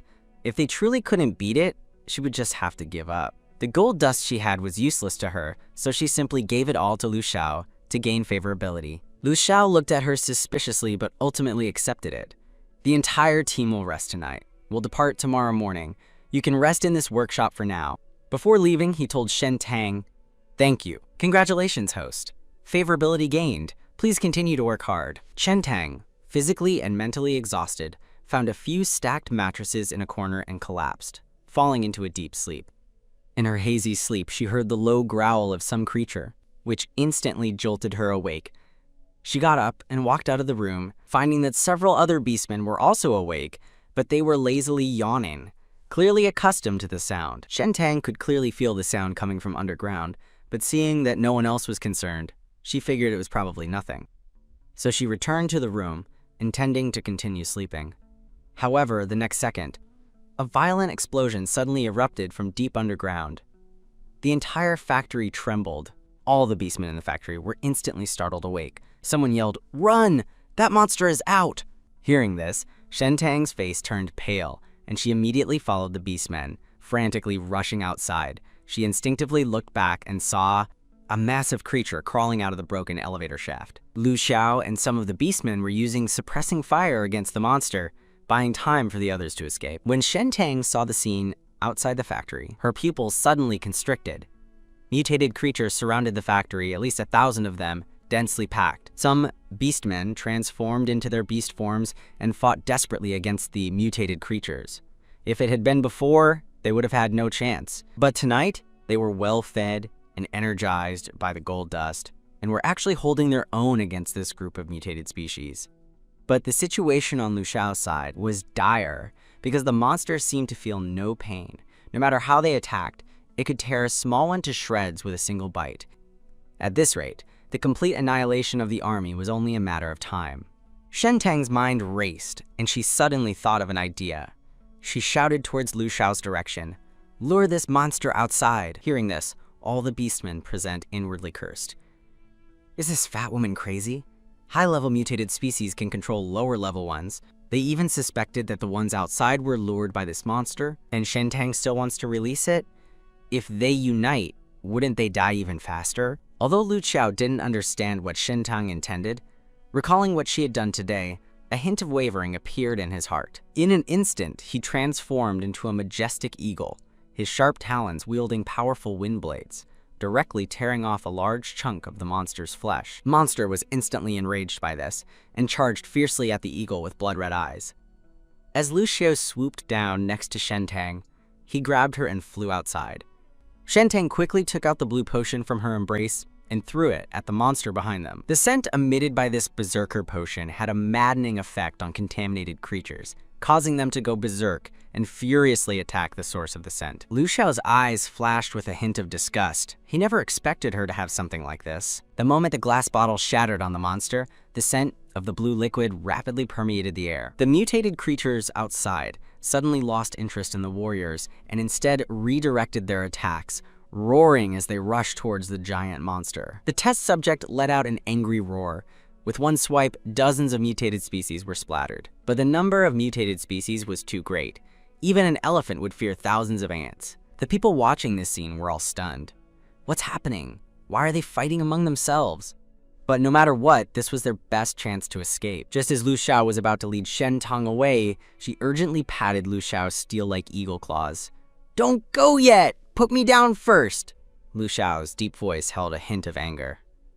"Now is not the time for your whims. If we don't go now, it will be too late." Shen Tang was anxious. "Do you still remember the energy core? While that test subject is preoccupied and unable to move, we need to quickly go to the underground laboratory and get the contamination core." Lu Xiao struggled for a moment. Then, instead of putting Shen Tang down, he directly swooped into the abandoned factory with him. He landed and transformed into his human form, his uniform instantly enveloping his slender, sword-like body. Shen Tang didn't have time to see any good stuff. Lu Xiao didn't miss his slightly regretful gaze, his brow furrowing fiercely. He whispered, "Behave yourself." Shen Tang awkwardly turned his head away, no longer looking at him. The two quickly arrived at the underground laboratory. Lu Xiao had been here once before, but unfortunately he was no match for the monster and was forced to retreat. He pressed the button on the wall, and a secret passage instantly opened in front of them. Walking in, they saw the energy core placed inside a bulletproof glass container. Lu Xiao's palm transformed into a sharp blade, cutting the glass to retrieve the energy core. At this moment, Shen Tang heard that familiar monster's roar again. "Oh no! The test subject is coming after us! Run!" Lu Xiao threw a bomb in the laboratory, quickly transformed into his beast form, grabbed Shen Tang, and flew upwards. As they were about to fly out of the main entrance, they narrowly brushed past the pursuing monster. Before the monster could react, a factory instantly exploded. Lu Xiao's speed soared like a supersonic fighter jet, flying several miles in the blink of an eye. Shen Tang's body suddenly felt weightless, and he almost fainted. "Big brother, slow down." Only then did Lu Xiao slow down, flying towards a certain direction in the dense forest. The team escaped to safety, and their light brains regained signal. They arrived at a designated meeting point, hearing the soaring sound from high above. The people below looked up and cheered when they saw Lu Xiao returning with Shen Tang. As Lu Xiao landed and transformed into his human form, Shen Tang's legs went weak, and she collapsed to the ground, vomiting uncontrollably. Seeing her appearance, everyone felt a trace of pity. Thanks to Shen Tang this time, otherwise they wouldn't have made it out alive. The Beastmen's perception of her changed as a result. The former Shen Tang was like a rat in a sewer, disliked by everyone. But now, she had not only become much better looking, she had also kindly helped them escape the factory. The Beastmen's disgust towards her dissipated. "Congratulations, host. You have completed the hidden mission, Winning Hearts. Reward, oral correction, and repair." Shen Tang was overjoyed to hear the system's notification. This reward is great. She had been tolerating rotten teeth for a long time. They were crooked and terribly yellow.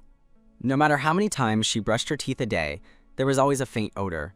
Because of this, she had been mocked countless times by Shen Yi and those dogmen. This deeply stung the self-esteem of a blossoming youth. She wanted to fix her teeth now and make those dogmen look at her with new eyes. But then she thought it might be too hasty. Skin improvement could be attributed to medical treatment, but her crooked teeth suddenly becoming straight would certainly arouse suspicion. So she decided to ask the system to slow down the speed of the tooth correction, estimating 1 to 3 months to restore them to perfect dental alignment. At this moment, the system's voice sounded, "By the way, host, Lu Xiao's favorability has greatly increased, now breaking through the aversion value and reaching a normal relationship. Reward, 1 weight loss prescription." Shen Tang was delighted, but for now, she wasn't in a hurry to take it. She'd wait until they returned. The team's vehicles had long been damaged. Fortunately, most of the team consisted of flying beastmen.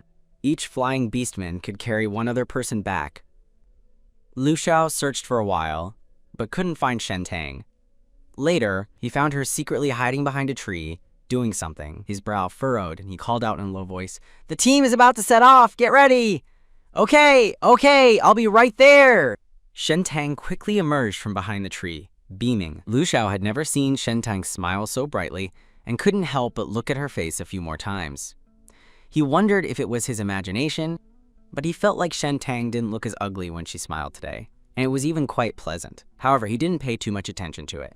Lu Xiao hesitated, then said in a cold voice, "I'll take you on the way back. You can ride on my back." Shen Tang's heart leaped with joy. She hadn't expected Lu Xiao to proactively offer to let her ride him. At this moment, Lu Xiao transformed into his true form, a majestic eagle.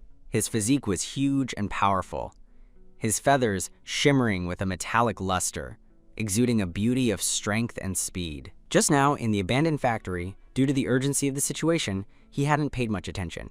Now, admiring him slowly, Shen Tang only thought, "So handsome." She climbed onto his back, following his tail. At that moment, she could clearly feel the eagle's body sinking slightly. Shen Tang's face instantly turned red, so embarrassed she felt like she was digging a 3-bedroom, 1-living-room apartment with her toes. Fortunately, Lu Xiao didn't say anything. After she was settled, the eagle flapped its wings and swiftly ascended to a high altitude. Meanwhile, at the garrison camp, after Shen Tang was ambushed last night, she still hadn't been found. Her whereabouts were unknown, and she was presumed dead or alive. This incident caused collective panic among the females in the camp, who demanded an explanation. It wasn't that they cared so much about Shen Tang, but they feared becoming the next victims. The city lord also had to take this matter seriously. Shen Ye, Xiaoyan, and Ryder all had various expressions. No matter how much they disliked that fat woman, she was at least their female. Now that she had gone missing right under their noses, it was a dereliction of duty for the males. All of them felt disgraced. To be honest, they somewhat regretted it. If only they had agreed to sleep in the same tent with that fat woman that night, this wouldn't have happened. As for Anbei, she was absolutely delighted. She believed that ugly creature must be completely dead. As long as she wasn't found within a month of going missing, she would automatically be declared dead. Then, Xiaoyan and the others' marital status would change to single, and that would be her perfect opportunity to make her move. However, she couldn't wait that long. She wanted to snatch them up now. She specially put on beautiful makeup and then went out to find Xiaoyan. They had barely walked 2 steps when they happened to see Xiaoyan returning from outside. The man was enveloped in a cold, murderous aura and appeared to be in a very bad mood. A hint of jealousy surfaced in Anbei. Could he have gone out to look for that ugly creature? That ugly creature is dead and gone, yet he's still so troublesome. As she approached, she immediately put on a gentle and polite smile. "Brother Xiaoyan, have you encountered something troublesome? You can tell me, perhaps I can help." Xiaoyan glanced at Anbei indifferently, and then withdrew his gaze, not even bothering to acknowledge her before striding away. This female's personality was notoriously arrogant and unruly, and now she was even trying to seduce him? She should look in a mirror and see if she's worthy. Anbei watched as Xiaoyan completely ignored her, not even looking at her as he walked away, and immediately stomped her foot in anger. But the more this happened, the more she wanted to possess this man. She would make Xiaoyan regret it sooner or later. The next time Xiaoyan's spiritual power became restless, she would definitely kneel and cry, begging him. Just thinking of that scene made her smirk triumphantly. When that time came, she would definitely humiliate this arrogant man severely. She wanted him to kneel at her feet and beg for his affection. Xiaoyan didn't know that Anbei was fantasizing about him in her mind. Otherwise, he would have been so disgusted he'd throw up his overnight meal. After he, Shen Ye, and Ryder met up, the 3 exchanged glances and shook their heads. They had searched everywhere nearby but still couldn't find her. Shen Tang had been missing for almost 24 hours. In this situation, there was basically no chance of survival. She might have already ended up in a mutated creature's stomach, Ryder said venomously. "This fat woman is really good at causing us trouble. It's better if she's dead. This prince will have some peace and quiet in the future." Although he said this, there was no sign of happiness on his face. Instead, he turned and walked towards the edge of the dense forest again. Shen Yi frowned, looking at him.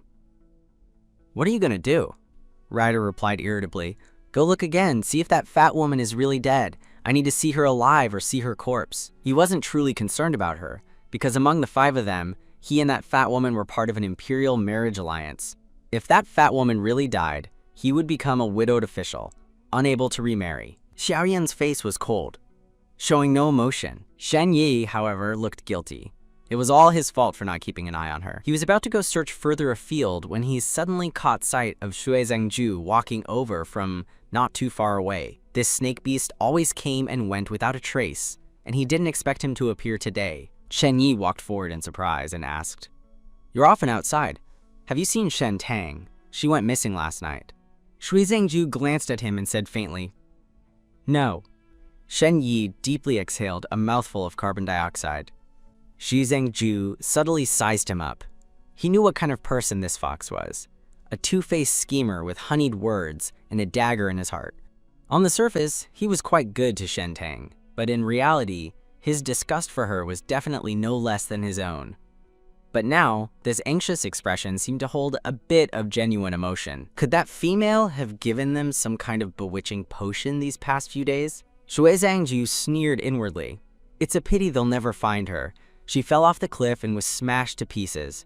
There was absolutely no chance of survival. But just then, a message from the city lord suddenly came through on their light brains. Xiaoyan glanced at it, his face full of shock. "The missing team has returned!" And they brought Shen Tang back. Shui Zhangju instantly froze in place. He had clearly thrown that female off the cliff with his own hands. How could she still be alive? The man's thin lips were tightly pressed, his face grim, lost in thought. Shen Ye noticed the momentary change in Shui Zhangju's expression. A hint of deep meaning flashed in the fox's passionate eyes. "Are you hiding something from us? Did you perhaps see her that night?" Shui Zhangju coldly glanced at him, ignoring him, and turned to leave. Xiaoyan and Ryder were already used to this snake beast's reclusive and aloof personality, so they didn't pay much attention to his somewhat unusual behavior. Shen Ye, in a good mood, walked towards the Linqi Plaza. "Shen Tang is truly blessed with great fortune. Let's go. As her loyal companions, we should go and see her, and also ask who harmed her." Shui Zhangju suddenly stopped when he heard the fox's last sentence. His hands, hanging by his sides, clenched and then relaxed. In the end, he still went to the plaza with the three of them. Lu Shao led the team back to the main force. From a distance, Shen Tang saw a dense crowd below. Almost all the Beastmen had come. The Beastmen were cheering for the return of the vanguard team. Many females, however, looked disgusted. There were those who were happy and those who were jealous among the crowd. Shen Ye and the other two were also present. Their figures were tall and straight, their appearances handsome, easily capturing the attention of the entire audience. When Shen Tang saw Shui Zhangju following behind them, the smile on her face instantly froze. Shui Zhangju also saw her. The moment their eyes met, Shen Tang's heart skipped a beat. She quickly turned her face away, pretending not to see him. Out of sight, out of mind, a hint of unnaturalness flashed across Shui Zhangju's face. He had imagined many possibilities on the way here. This fat female would publicly reveal the truth, accusing him of murder.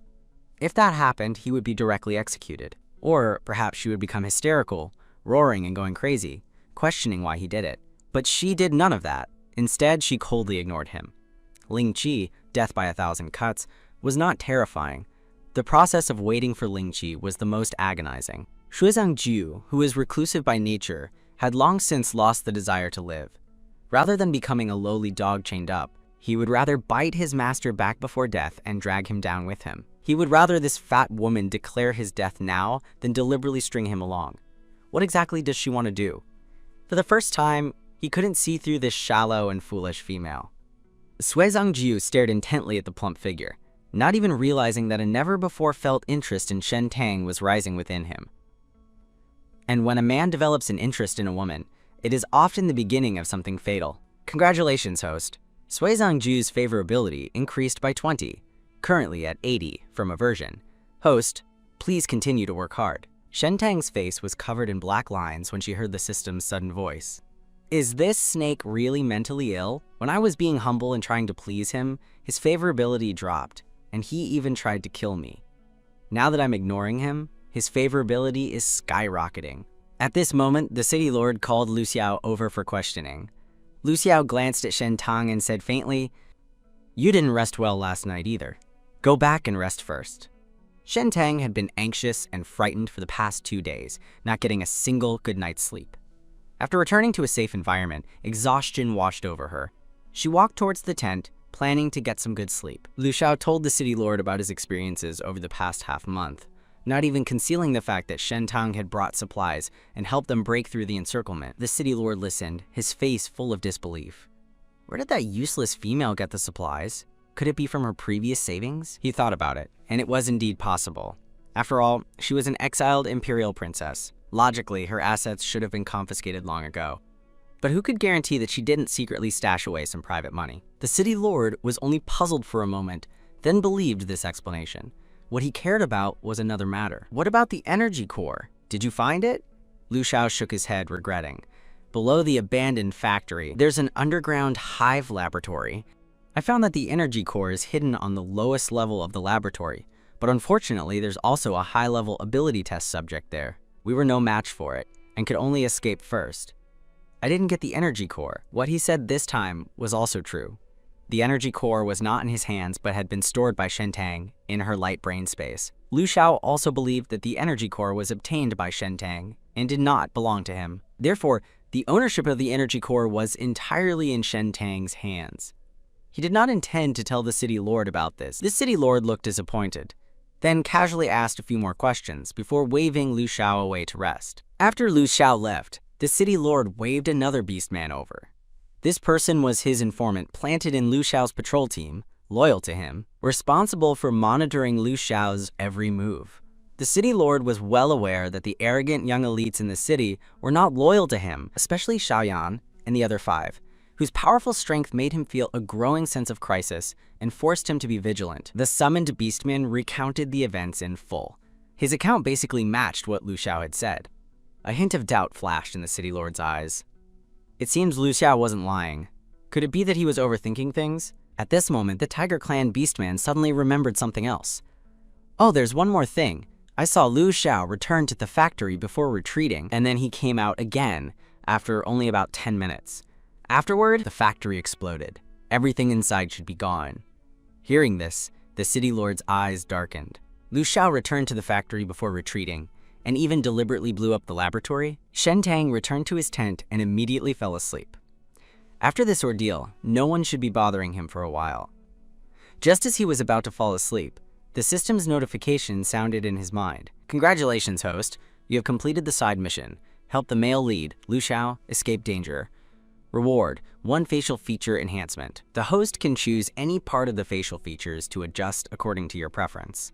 The adjusted appearance will take effect immediately, when Shen Tang heard the system's words. All sleepiness instantly vanished from her mind. She had tolerated this pampered appearance for a long time. Without hesitation, she chose her eyes. As the saying goes, the eyes are the windows to the soul. To win over these difficult men, how could she not have a pair of enchanting, expressive eyes? After making her selection, an electronic light screen appeared before Shen Tang's eyes, like the character creation page at the beginning of an online game. The default face shown was her current face. She really wished she could completely reshape her entire face, but unfortunately, she could only choose one part of her facial features for each adjustment. At this moment, the system began to tempt her enticingly. Host, diligently complete missions, and you can gain another opportunity for facial reconstruction. Shen Tang couldn't be bothered to respond. The dogmen she was assigned were all difficult to win over. She focused intently on the face sculpting task. Shen Tang wanted to directly create a pair of captivating, quote, peach blossom eyes that would make men fall head over heels for her, with just a blink. Unfortunately, it would be too fake and easily noticeable. Eyes that were too exquisite and beautiful would also look out of place on her face. Shen Tang thought for a moment and decided to adjust based on her original facial structure so it could significantly enhance her appearance without making her look like a completely different person. She spent half an hour sculpting until she was satisfied. Her original puffy eyes were gone, replaced by a pair of small, fan-shaped inner double eyelids with slightly upturned outer corners, carrying a hint of delicate charm. Just then, Shen Yi's voice came from outside the tent. Shen Tang, are you asleep? Shen Tang's heart stirred. She couldn't help but want to see the reaction of these dogmen. She closed her light brain and replied, Not yet, what's up? Shen Yi lifted the tent flap and slowly walked in, his gentle voice carrying a hint of apology. That night was my fault. I shouldn't have left midway, otherwise that wouldn't have happened. Shen Tang turned around and gave him a gentle smile. It's okay. It's not your fault. If anything, It's the fault of the person who plotted against me. Shen Yi met her gaze and instantly froze. Shen Tang blinked curiously, her upturned eyes like small hooks, gently scratching at his heart. The feeling was tingling,